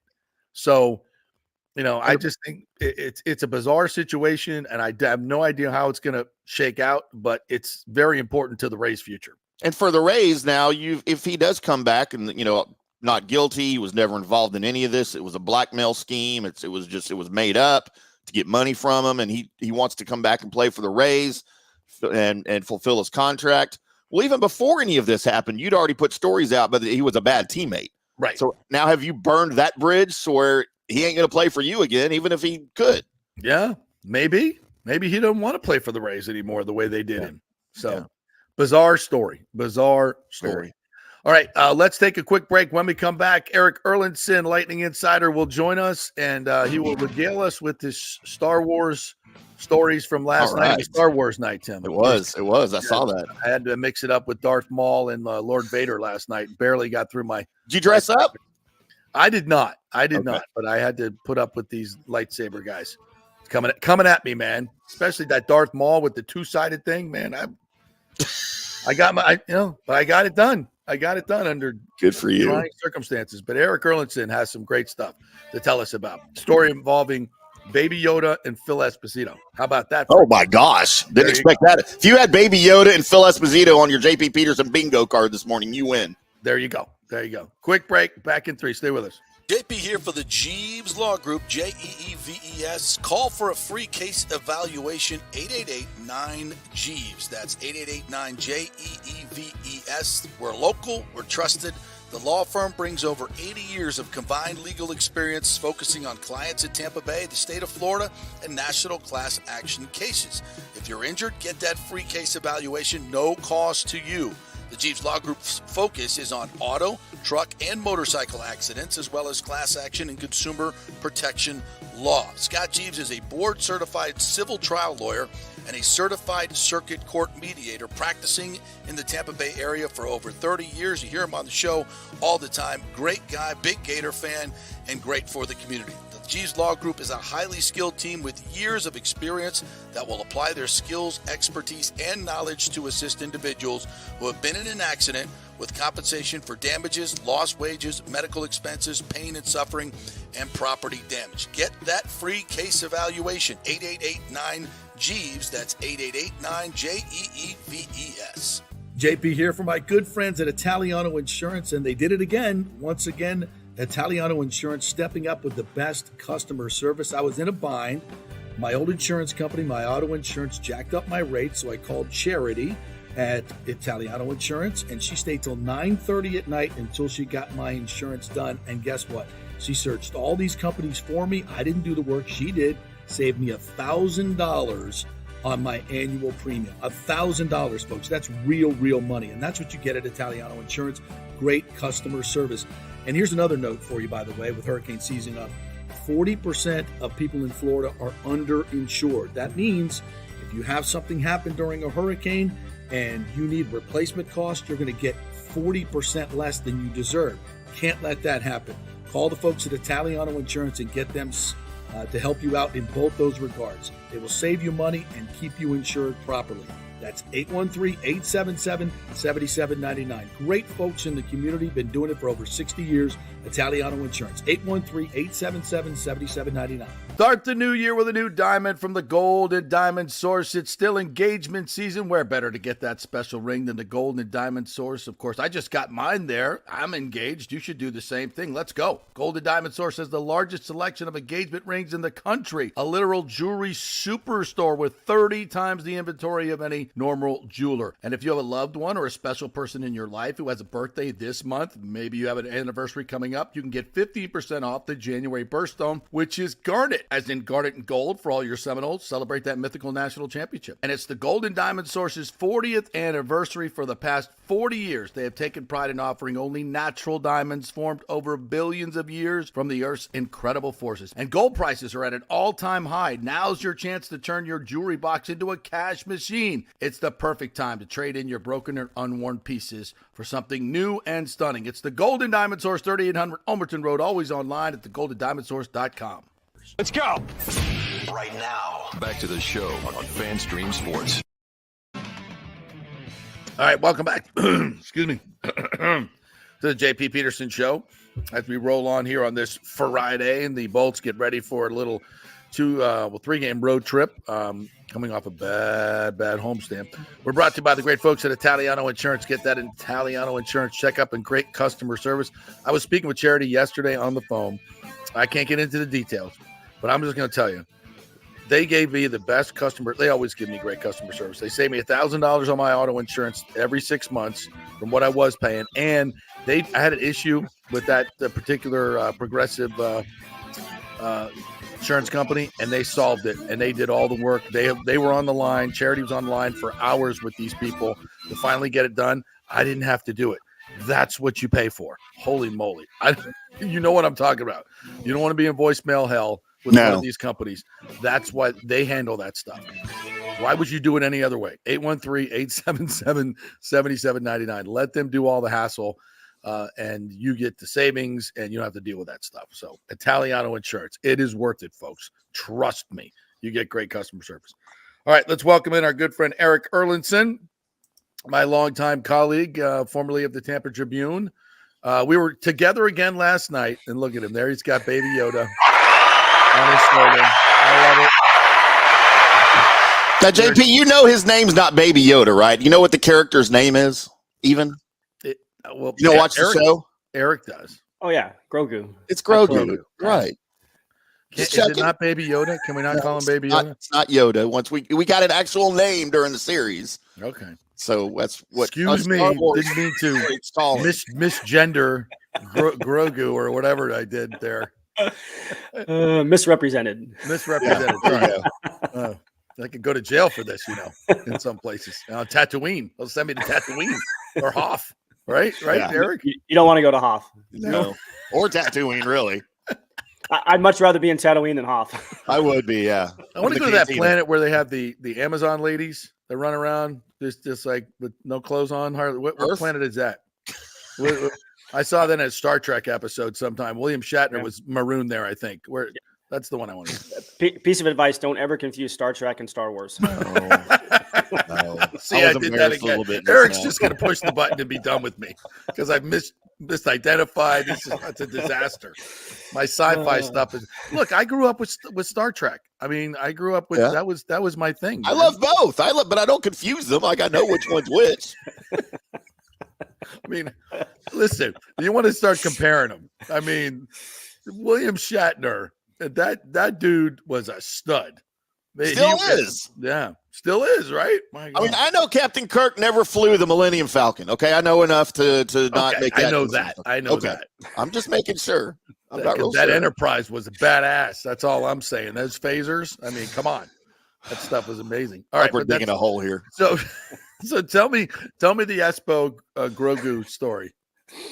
All right, so obviously it was Star Wars night last night, and I had my Grogu tie and I had my socks to go with it, and I actually took this out of my son's room to wear this. So I walk into the radio booth before the game starts to get ready to do my hit with Greg, and Phil just gives you that look, just like, he's like, "What is that?" I said, "Well, that's Grogu." He goes, basically, he said, "Aren't you too old to be wearing something like that?" And he's probably right, but he did not like it, but then he found out it was magnetized because it's a little magnet plate under here. I see how it stays up there. That's kind of cool. So fast forward to second intermission. Obviously, the Lightning are down 3-1, and I walk by him, and he goes, "You need to change that to the other shoulder. You need to change the luck around." I was like, "Oh, that's a good idea." So I put it on my right shoulder, and for a while, Phil looked like a genius because they scored 2 goals in 24 seconds. Washington grabs the 4-3 lead. Oh, no, it's coming back on an offside that was about that far offside. I'm like, Phil is a genius. And then Rasmus Sandin happened and ruined the whole storyline. Killed your lead. You already had the lead written. It was all about the Grogu luck on Star Wars night. It's going to be fascinating. As a writer, this is a dream come true. Yep. It's all working out well until we leave Rasmus Sandin wide open in the middle of the ice to just steal our whole world. It's awful. The Force was not with us. The Force was not with us. No, it was not. It was not. Nope. So let's talk about that little sequence as we did last night on the post-game show. These are the things that when you're playing good hockey, they just don't happen. They just don't happen. And the Lightning have been bit by this, and they were a lot early in the season. This game, the last 2 games, have reminded me a lot of the early season mistakes. Yeah, especially last night, on the game-winning goal. It's kind of a nothing play, and Strome is behind the net with the puck, and that's not the dangerous guy. He's not scoring from back there. And, the 2 defensemen are in front of the net, which is where they're supposed to be. And Cole Koepke, who was just called up, he hadn't been up here for about a month or so, tracks the puck. So he's drifting to his right. Well, Rasmus Sandin behind him notices that, so he jumps into that empty space and has all kinds of time to pick his spot, and he did. And it's just those are mental mistakes. Like I see a lot of criticism for the defensive structure and the defensive system. That play didn't really have much to do with their system or structure. That's just an awareness problem, and that is something that happened a lot early on in the season. You would see players focus too much on the puck and not be aware of what's going on around them and where the danger is going to be, not where it's at, but where it's going to be. As Wayne Gretzky always said, I want to know where the puck's going to be, not know where it's at. Right. And that's kind of what kind of burned them a little bit. And, mistakes in the Ottawa game cost them 3 to 4 goals, direct turnovers that led to odd man rushes. And then last night, a couple more mistakes, including another odd man rush, a 2-on-1 goal, because nobody covered the right point when Darren Radish cut down low. That's just awareness and understanding. And right now their heads are not there. Is it just inexperience on the defensive end, or is it lack of intensity? What would you say? Well, it's definitely not lack of experience. I think, like, you have Hayden Fleury, who's had some regular minutes this year, which he hasn't had. He didn't get last year at all. You bring in a Calvin DeHaan. You've got a Mil Lilleberg up here now. So there is some, not necessarily inexperience, but not experience with partners and players. Right. And Darren Radish, this is his first full year in the NHL as well. And this is where you miss Sergachev, right? Yeah. I know he wasn't playing well before he got injured, but he is a guy that plays 23 minutes a night. He's familiar with the system. He's familiar with, Hedman and all that kind of stuff. So I wouldn't say it's necessarily inexperience. It's not experience with each other. And it's almost a completely new blue line back there. Mm-hmm. Tim covers the Stars and has for a long time. And I want him to, because this is a separate set of eyes. You and I watch every game. We watch every minute. Tim, give Eric, when we started off, what you watched the whole game last night, your take on last night, and we'll get his reaction. Yeah, so, both of these teams, obviously, the playoffs have already started for them, where they are in the standings, and you've got to win. You've got to win against the right teams.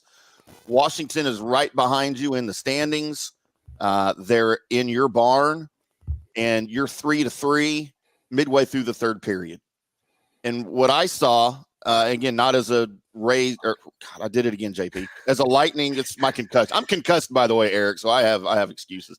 The Lightning, you got to put that one away. If you're going to consider yourself a contender for this season, whether you make it, through or however you get in the playoffs as the 1 or the 2 wild card, that's a game you got to put away. And you let the Caps, who, again, not a great team, and they're on the road, pretty much take the last half of that third period over from you. It looked to me like they wanted it more. I know that's a cliche. They were beating the Lightning to the pucks. That 3-on-1 was inexcusable to give up that odd man rush at that point of the game. And I just saw the Caps look like they wanted it more. I don't necessarily disagree with that. And you're right, that 3-on-1 is inexcusable. And that's just awareness, right? Mm-hmm. They weren't aware of who, like, you have to understand. That's where trust in players come from. And that's why, especially in hockey, probably more than any other sport, teams do off-ice bonding situations, team building exercises. Mm-hmm. They do that a ton for just this type of moment, because nobody recognized the right side defenseman was down by the circle, right? You have to understand who's back there. So again, just being aware and smart, playing smarter, not necessarily harder, I think has to come with it too. And you look at specifically these last two games you felt the Lightning could win and probably should have won, especially on home ice. They beat themselves. And that is a trait, JP, that they were doing back in October and November, where, they were giving up the odd man rushes and the breakaways because it's just silly turnovers. And that's what it comes down to. I don't ever want to question the effort of a team. And I thought that they competed hard last night, just like they did in Boston when they won that game against the Bruins in Boston. They just didn't compete the right way. And that was with awareness and smarts. And, that comes down to understanding time, situation, everything like that. And they weren't in the right spot last night. And that's why they ended up on the wrong side of it and didn't get anything. I mean, you had to at least get a point out of that game, and they got nothing. Not to go back to Star Wars, but I have to do this. So Eric had a great analogy last night of that third period that you just described. What was it, Eric? How did you describe it? Their game is stuck in Hoth, and they need to get to Tatooine. Wow. Their game is cold and frozen at times. They need to get things warmed up and get a heater going on. Get a heater going on. No, I also, as we did last night on the post-game show, I asked you about Vasilevsky and how he's played the last few games. I had more than one person come up to me last night. I think Vassy's hurt again. I think he's hurt again. He's not moving the way he normally does. I'm like, he was pretty damn good. The first 10, he was okay. And then the next 10, he was fantastic. And then the last few, maybe not. Where are you at with Vassy right now? I think the break hurt him. He was playing really good leading into the All-Star break. I mean, that game against Jersey, where the exact opposite of what we've just been talking about, where they had a response every time the Devils would score, the Lightning responded. And specifically, I remember I think it was 3-1 late in the second period, and Jesper Bratt has a breakaway, and Vazzy stops him. Just that we talked about that last night. We're used to him making those type of saves. Incredible saves. And he was in that zone. And I think coming out of the break, he hasn't looked the same. I honestly think, too, a little bit has to do with some of the shock of what happened with Mikhail Sergachev. I know we're 2 weeks past that, but, they're close. They're very close. All three of those guys, Kuch, Vazzy, and Sergachev, are all very, very close, and he can't play this year. He has a traumatic leg injury. So I think there's some mental hangover from that's still there. It's not an excuse, and it shouldn't be that way. You have a job, and you have to go out and perform, but I don't think they have. Looking at the game last night, he probably should have had the Strome goal. They made it 2-0. I went back and looked at it a couple times last night. You can actually see, I don't know if he didn't expect the shot. I don't think he was screened, but his anticipation wasn't very good because the puck is already off of Strome's stick and he's still in his crouch. He hasn't reacted to it yet. And that's a sign of a goalie who's just not on his game right now. Yeah. Eric Erlendssen joining us here at lightninginsider.com. So the deadline's coming up, and with Sergei's money available to spend now, $8.6 million. I know Tarasenko has been linked to the Lightning. What type of move? I think something big is coming because that's what Brisebois does. What do you think? Well, I just wonder if they don't have the assets. They have the rarity. They have the cap space now because of the LTI situation with Sergachev. I just don't know if they have the assets. They don't have a first this year or next year. They don't have a second this year. You don't really have any blue chip prospects outside of Isaac Howard, who was their first round pick a couple of years ago, was a star for Team USA at the World Juniors this year, tied for the tournament leading goals. And you can't trade him. I don't think so. You don't have grade A prospects, and that's just a product of success and drafting late and trading draft picks to win Stanley Cups. Right.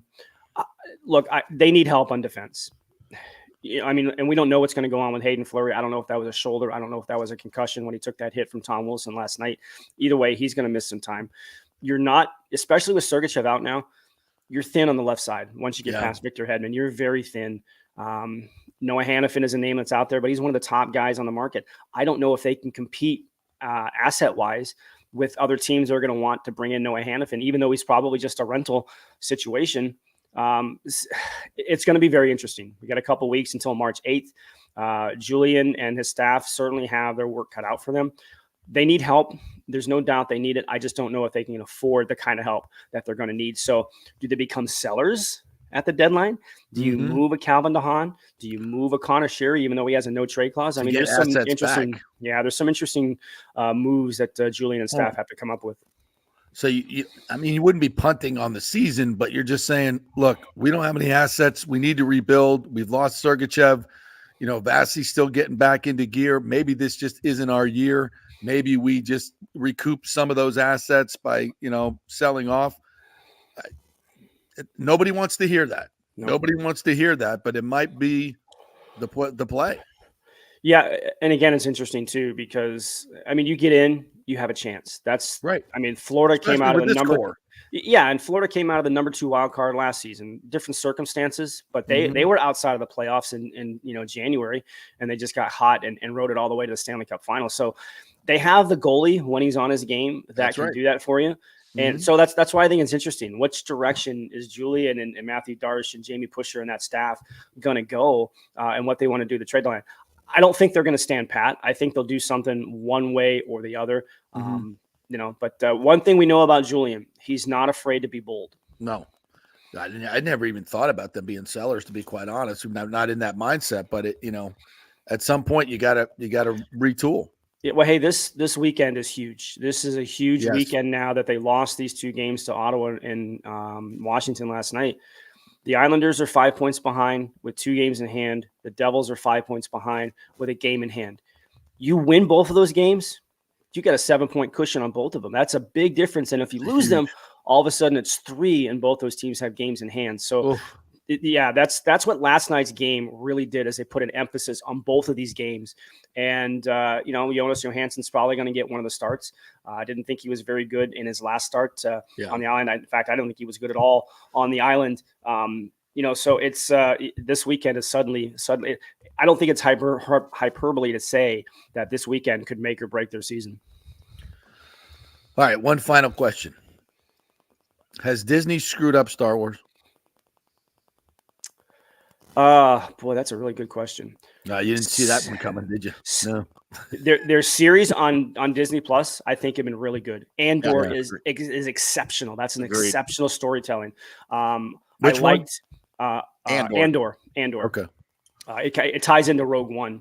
What else? Ahsoka. I thought was good. I thought Ahsoka was good. I didn't expect it to basically be Rebels Part 2. Right. But I did enjoy it. I thought it was a really good storyline. Obviously, Mandalorian is awesome. I can't wait. They're coming out with a movie, the Mandalorian movie. I can't wait. I've watched that. That is really, really good and really well done. Yeah. Book of Boba Fett was a little strange. I thought it was unnecessary because we already had the Mandalorian. Yeah, because it turned into Mandalorian season 2.5 is what it turned into, which is fine. I mean, I love Mandalorian, but you set it up as Book of Boba Fett.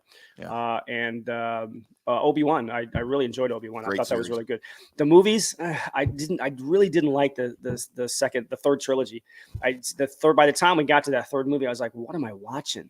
So I don't think they've done a good job of the movies, but I think their shows on Disney Plus series are good. Great. Yeah. We got a movie coming out though, don't we? This summer? Or doing Star Wars movie? I don't think there's a Star Wars movie coming out. Okay, that's what I'm aware of. They're talking about resurrecting the last trilogy and making a Rey movie as episode 10, I guess is what they're going to call it. But a follow up to the last trilogy. But I don't know that they've announced anything about that yet. No. But they have the Mandalorian movie. And JP, you have to understand that this last trilogy that we all had to suffer through so horribly was basically because they had the movies weren't written at the same time. Like you had different directors and writers coming in and changing things. We had this director for this movie, and then that's a recipe for a disaster. Fired or quit the next movie, and he didn't like the direction that director was going, so he literally changes the storyline here. And then the third movie, the same thing. You're like, well, we don't really like that where that storyline was going, so we're going to go this way. And none of them made sense. They weren't cohesive. They were just bad. It's unfortunate. And that happened to Solo. Right, they had to change directors 3/4 of the way through the movie. Ron Howard had to come in and try and save it as much as he could, and even that one was kind of But you know what? Rogue One might be the best Star Wars movie. Loved it. Yep, might be the best. Great storytelling, everything. Awesome movie. Agreed. I did enjoy that one, and I like The Mandalorian too. I will continue to watch that. When does that season start again? I don't even think they started filming season 4 yet. Maybe they're going to go to the movie and then go after that. Hey, Pedro Pascal is very popular these days. He's hard to pin down. Oh, I got you. Okay. All right. Well, you and Grogu have a great day and enjoy the weekend. Got his name right. I did, right? I didn't say Baby Yoda. No. Grogu, enjoy the and you'll be on this weekend, right? Doing last call, correct? Yeah, I'll be on with Chief tomorrow on last call after the Islanders game, and then Johnny's back on Sunday. But I'll still be part of the broadcast, pregame intermissions, all that kind of stuff. 102.5 HD2, folks, where you can listen to this show each and every day. And then we have Lightning Power Lunch coming up right after us with Greg Linnelli and Dave Mishkin. So check out the 102.5 HD2. Great content all the time. Lightning fans and all sports fans. All right, Eric, thanks. Oh, tell us about lightninginsider.com as well, your website. Yeah, that's the website. You can see it right down there. It's 2 plans. There's a yearly plan. There's a monthly plan. Check it out. It's a way to support me, keep me in this game, so to speak, in a lot of ways. It's 7 years I've been doing it. I wish it would grow some more. So if you have any inclinations, please give us a subscription. Yeah. And hey, guys, I enjoyed this conversation today. Good stuff. Thank you. Appreciate it. As always, we love chatting with you, my friend, all the time. All right, we'll take a quick break. We'll come back on the other side, get to a couple of Justin Fields. Where is he headed? Is it Steelers? Is it Falcons? We don't know. Could be somewhere else. We'll talk about that. And NIL coming to the state of Florida for high school kids. That's right, folks. NIL for high school kids. You knew it was coming. You knew it was coming. And you got to keep up with the Joneses, which is why we're doing it. So we'll talk about that when we come back. We are brought to you by Synovus Bank. They are the big bank with the local bank feel. Go see my good friend John Acosta over there, or anybody that works at Synovus. They've been in the business a long time here locally. They will help you with your business banking or your personal banking, whatever you need. It's Synovus Bank, the big bank with the very, very local feel. Go to synovus.com to get the location near you. Back in 3. Stay with us. JP here for the Jeeves Law Group, Jeeves. Call for a free case evaluation, 888-9-JEEVES. That's 888-9-JEEVES. We're local, we're trusted. The law firm brings over 80 years of combined legal experience focusing on clients in Tampa Bay, the state of Florida, and national class action cases. If you're injured, get that free case evaluation, no cost to you. The Jeeves Law Group's focus is on auto, truck, and motorcycle accidents, as well as class action and consumer protection law. Scott Jeeves is a board-certified civil trial lawyer and a certified circuit court mediator practicing in the Tampa Bay area for over 30 years. You hear him on the show all the time. Great guy, big Gator fan, and great for the community. The Jeeves Law Group is a highly skilled team with years of experience that will apply their skills, expertise, and knowledge to assist individuals who have been in an accident with compensation for damages, lost wages, medical expenses, pain and suffering, and property damage. Get that free case evaluation, 888-9-JEEVES. That's 888-9-JEEVES. JP here for the Gaddis Gordon Real Estate Group and our good friend Jane Gaddis. Folks, simply put, there is nobody like Jane. Jane is a former LPGA 2-time major championship winner. She was also vice president of talent relations at WWE. She also has a law degree from Stetson. So if Jane can drain a 10-footer to win the U.S. Open and stare down Hulk Hogan in the boardroom, you want Jane on your real estate team to not only negotiate the best deal, but find you the perfect home or investment property. And when you work with the Gaddis Gordon Group, you become part of the real estate family and get concierge services that include expertly staging, marketing, and preparing your home for sale. Advice on golf properties. Hey, you might even get some golf tips. Many of their clients become friends long after the sale or purchase is completed. It's all part of the deal. So if you're looking for that perfect home or investment property or try to get top dollar for your home, go with Jane Gaddis and the Gaddis Gordon Group, because there's nobody like Jane. Call 813-485-6808 or go to gaddisgordon.kw.com. That's GEDDES Gordon.kw.com.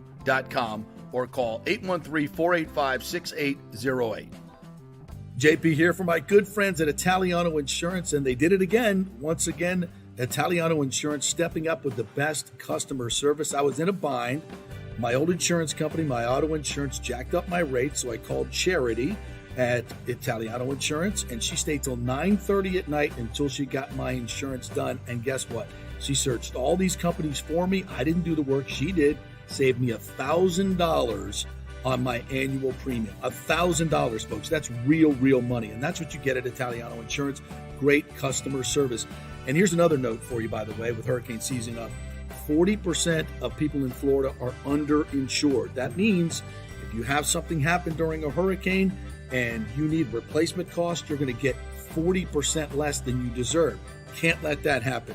Call the folks at Italiano Insurance and get them to help you out in both those regards. They will save you money and keep you insured properly. That's 813-877-7799. Great folks in the community, been doing it for over 60 years. Italiano Insurance, 813-877-7799. Let's go. Right now, back to the show on FanStream Sports.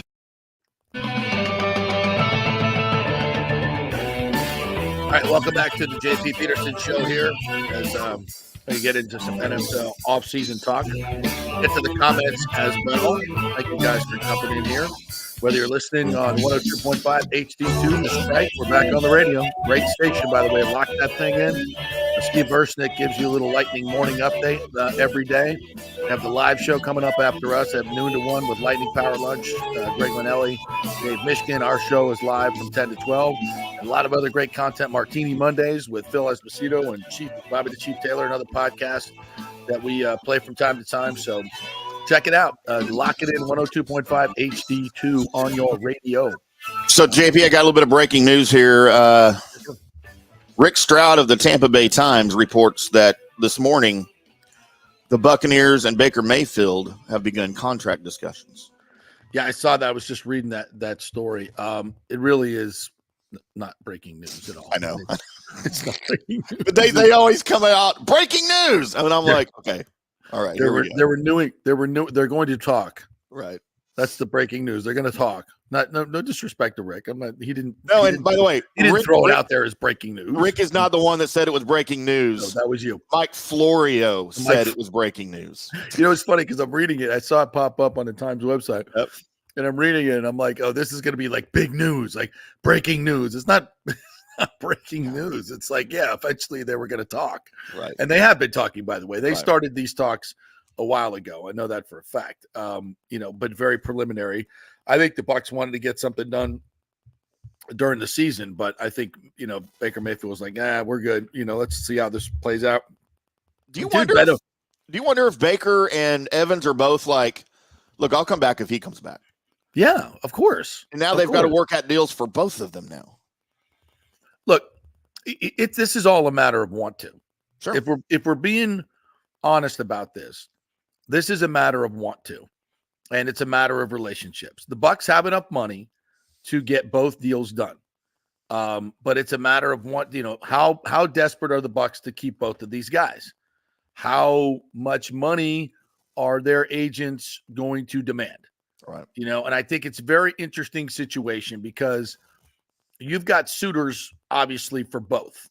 Yeah. And in Rick's piece, he mentions the Patriots will be a suitor for Baker Mayfield because, as he writes, one team that has been reported as a possible suitor is the Patriots. Many members of their organization, including Director of Scouting Elliott Wolf, front office executive Alonzo Highsmith, offensive coordinator Alex Van Pelt, and QB coach T.C. McCartney, once worked for the Browns and like Mayfield.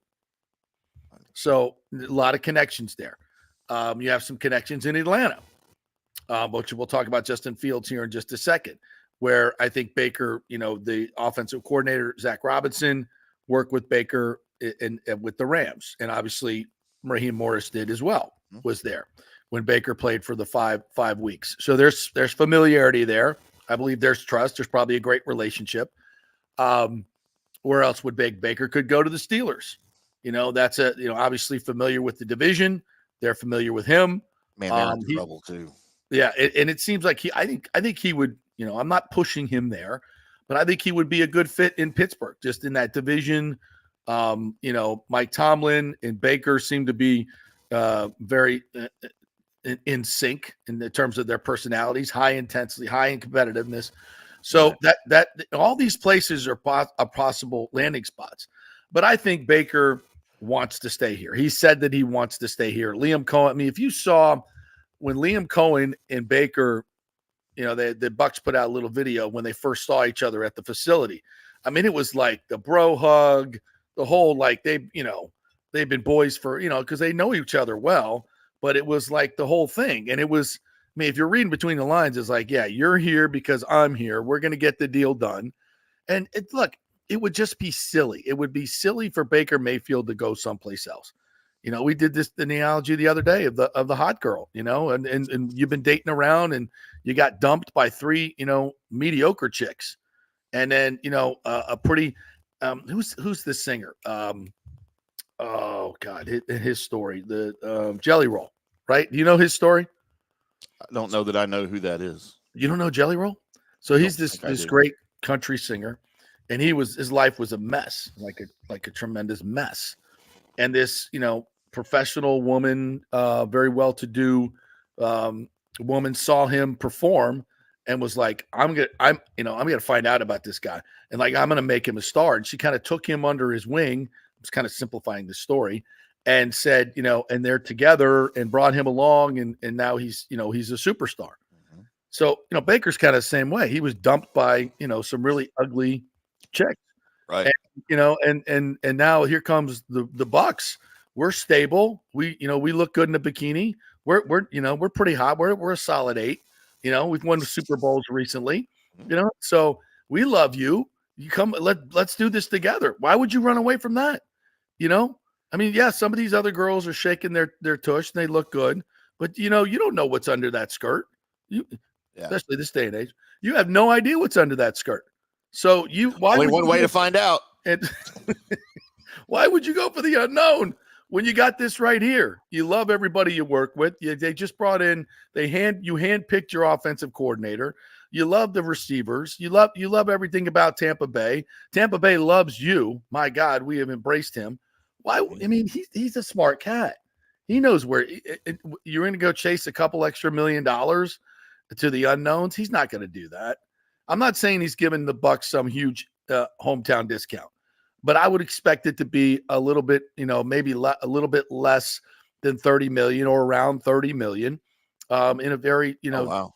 Yeah, that's where I'm thinking this contract is going. And for a starting experienced quarterback as good as he was last year, I think that's fair for both sides. 1 year deal, 2 year deal. What do you think? I think it's a 3-year deal. Oh, wow. I think it's a 3-year deal with probably 80 to 100 million guaranteed. And I think that's something that certainly he could live with. I mean, you could do worse, especially in the situation. He was freaking almost out of football. At the end of last year, So I think that's something that he would love. It leaves money on the table to sign Mike and get Antoine done and get Tristan Wirfs done because the salary cap's going up to 250. So I think this is a matter of want to for everyone involved. Mike, do you want to be here? Okay, so you're going to make 3 or 4 million less than you would in Houston. You want to uproot your family, all that stuff. You really want to do that? I know he has a home in Galveston as well, but do you really want to do that? Your quarter. I know CJ Stroud looks good too, but you don't know how you're going to fit into that offense, all that stuff. You just never know. You know what you have here. So I just think it all gets done. I could be wrong, but I think the Bucs are smart enough to know that they got something good. They want to invest in Mike Evans. They want to invest in Baker Mayfield and keep it going. That would send a message to the fans, right? Too, yes. Like if you bring them both back, and it's going to cost you some money. Yeah. Per your numbers here, we're talking $50 million annually for both of them to stay on the team. But that's a good investment, right? That's a good investment. Which, from a cap hit standpoint, you do the voidable years, you're looking at probably 35 to 40 million in cap hit, which is not with the $250 million payroll to have a number one receiver, a dominant receiver, and a quarterback. At that number, which is less than a lot of just quarterbacks in this league, you're doing all right. You're doing pretty. I mean, that's good, and you can get everybody else signed, and you can continue with a winning atmosphere. All that stuff continues. If you're the Bucs, you want to. And by the way, let's not forget the Glazers are flush with cash right now. They just got a $1.5 billion investment in Manchester United, so they are in terms of. They're doing all right. They have no qualms about bonus money or any of that stuff and investment into the team. There and I believe the Bucs become more of a singular focus for them as well. So they don't want to. I mean, think about this. You want to become an also-ran, and you want to say no to Mike Evans and no to Baker Mayfield, and just then where are you? You're going into a draft. You're picking 26th. You got to move up. You don't want to give up draft capital that you're going to have to move up to because you got to fill holes on this team. No, I mean, you spend the money, you kick some of the can down the road as much as you can. I think you can get Winfield, Wirfs, Baker, Evans. You can and then hopefully franchise your kicker McLaughlin because you got a long-term deal with Antoine Winfield, and you can bring back Levante David, I think, as well. So I think that's what you want to do if you're Jason Light. And I think all the guys, and here's a good thing. You've got relationships between Mike Evans and Baker and Levante and Antoine. These guys want to be together. They want to build something here. This is not, with all due respect, Cowboy situation where Micah Parsons is, going off on freaking every show he can go off on. I don't know what the hell what's going on there. He's just a kid. Remember, he's still just a kid. I know. But we don't have that drama. We don't have any of that drama. We don't need it. Don't have it. Don't want it. And none of these guys do either. They want it. They're football oriented guys. They know. Yeah, you can get some more green. There's greener pastures out there, but is it really greener? You don't know. You don't know what's on the other side. So I sense that Jason Light and this organization, especially the Glazers, are committed to get this stuff done. And I think they can get it all done. I expect them all back. Could be wrong, but so you said Baker, he'd stay if it was just a matter of a couple of $1 million. He'd stay in Tampa rather than going, I don't know, to Atlanta or Denver. Where, what do you think the number is though for him in his mind? Is it an additional $5 million a year over 3 years? You think he'd go somewhere else, or 7 to 10? Because there's a chance. I think you got to get to 7 to 10 more a year. I think if the Bucks are guaranteeing you 90, I think somebody's going to have to guarantee you 120. I don't see anybody doing that for Baker Mayfield. I love Bake, but we're getting into ridiculous's here. Right. And by the way, he's not the only quarterback on the market. No, he's not the only quarterback on the market. And if Baker's agent, now here's the other thing: Baker's agent, Tom Mills. Okay, Tom Mills is not a Scott Boras. He's not. I'm trying to think of the agent that has most of the quarterbacks. It used to be Lee Steinberg. Yeah. I forget who it is now, but he's not a grizzled, veteran NFL quarterback agent whose sole reputation is posting the biggest numbers he could possibly get for his client. And that's what he's solely focused on, like a Boris, like a Rosenhaus, like some of these others where it's more about the agent than it is about the player. And the agent is all about money. Money's the most important thing. Don't worry about your situation. They're going to tell you that they want a hometown to, I don't get that Tom Mills is that kind of guy. I think that Tom Mills is probably an agent that is more responsive to his client. And I think that's why Baker Mayfield has him, quite frankly. Yeah. And if you wanted to just go for the money, you would probably go with some other CAA or some other agency, right? If you were just looking to max out money.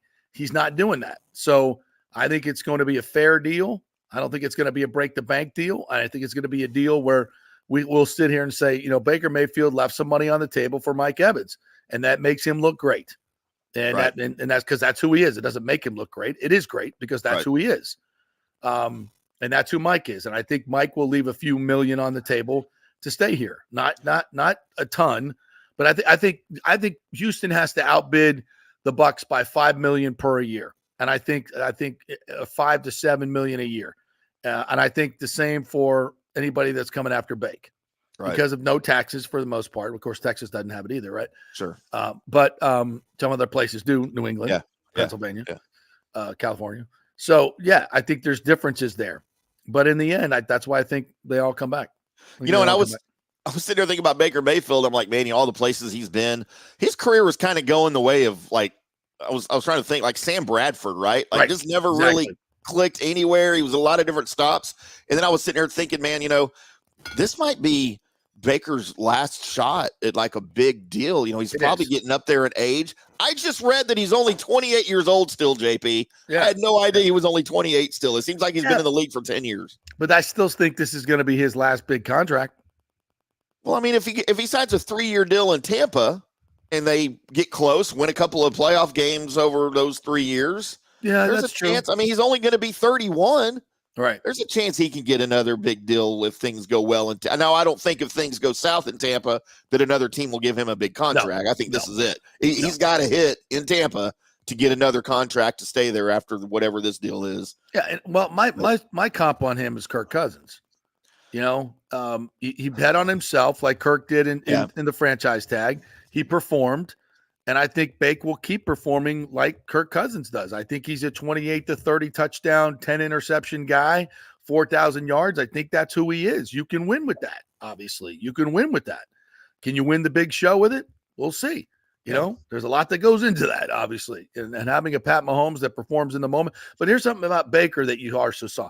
He knows how to win games. He knows how to win in the 2 minute.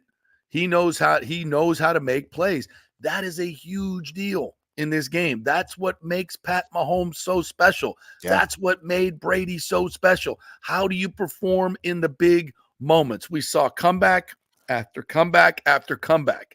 Right. What did he have? 3 fourth-quarter comebacks in this season, and had another one in Houston that the defense gave up. So when asked to win games, Baker Mayfield has done it, and he's done it in pressure situations. So that's a huge feather in his cap, and that's one of the reasons you got to bring him back, because you can have all the ability in the world. You can have Caleb Williams' ability. You can have Drake May ability.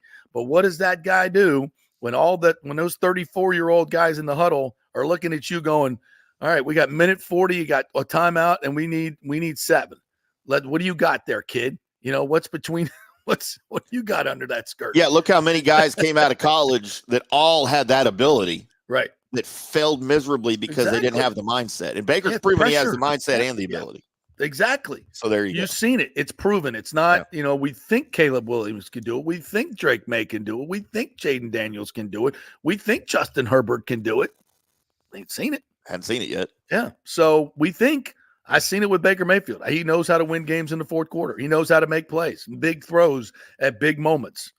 Yep. He's also threw an interception at a big moment too, but that's a little bit. But you know what? All those gunslinger type guys have, right? It's going to happen. Favre, Peyton Manning, yeah. Steve Young. They've all done. Those guys. Tom Brady.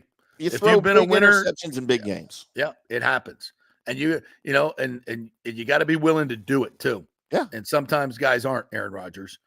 Exactly. And you don't get the opportunity. So, all right, partner, good stuff. Appreciate you as always. Great conversations today. Big thanks to Doug Waechter, who joined us in our first hour. Eric Erlendssen, Star Wars and Lightning expert. If you missed that, you got to go check that out with Go Groot. Stuff, man. Good stuff. Did I get that right? Grogu. Go. I said Go Groot. Grogu. Grogu. Yeah. I was missing up my Groots with my Go Groot. There you go. Proud of you, though, for getting it right. Yeah, sometimes I do it on purpose. So check us out at 102.5 HD2 on the FM dial there. Also, Apple and Spotify. Please subscribe, and you can listen to it anytime as a podcast. Have a great day, everybody. Have a great weekend. Go Bolts, and we'll talk to you on Monday.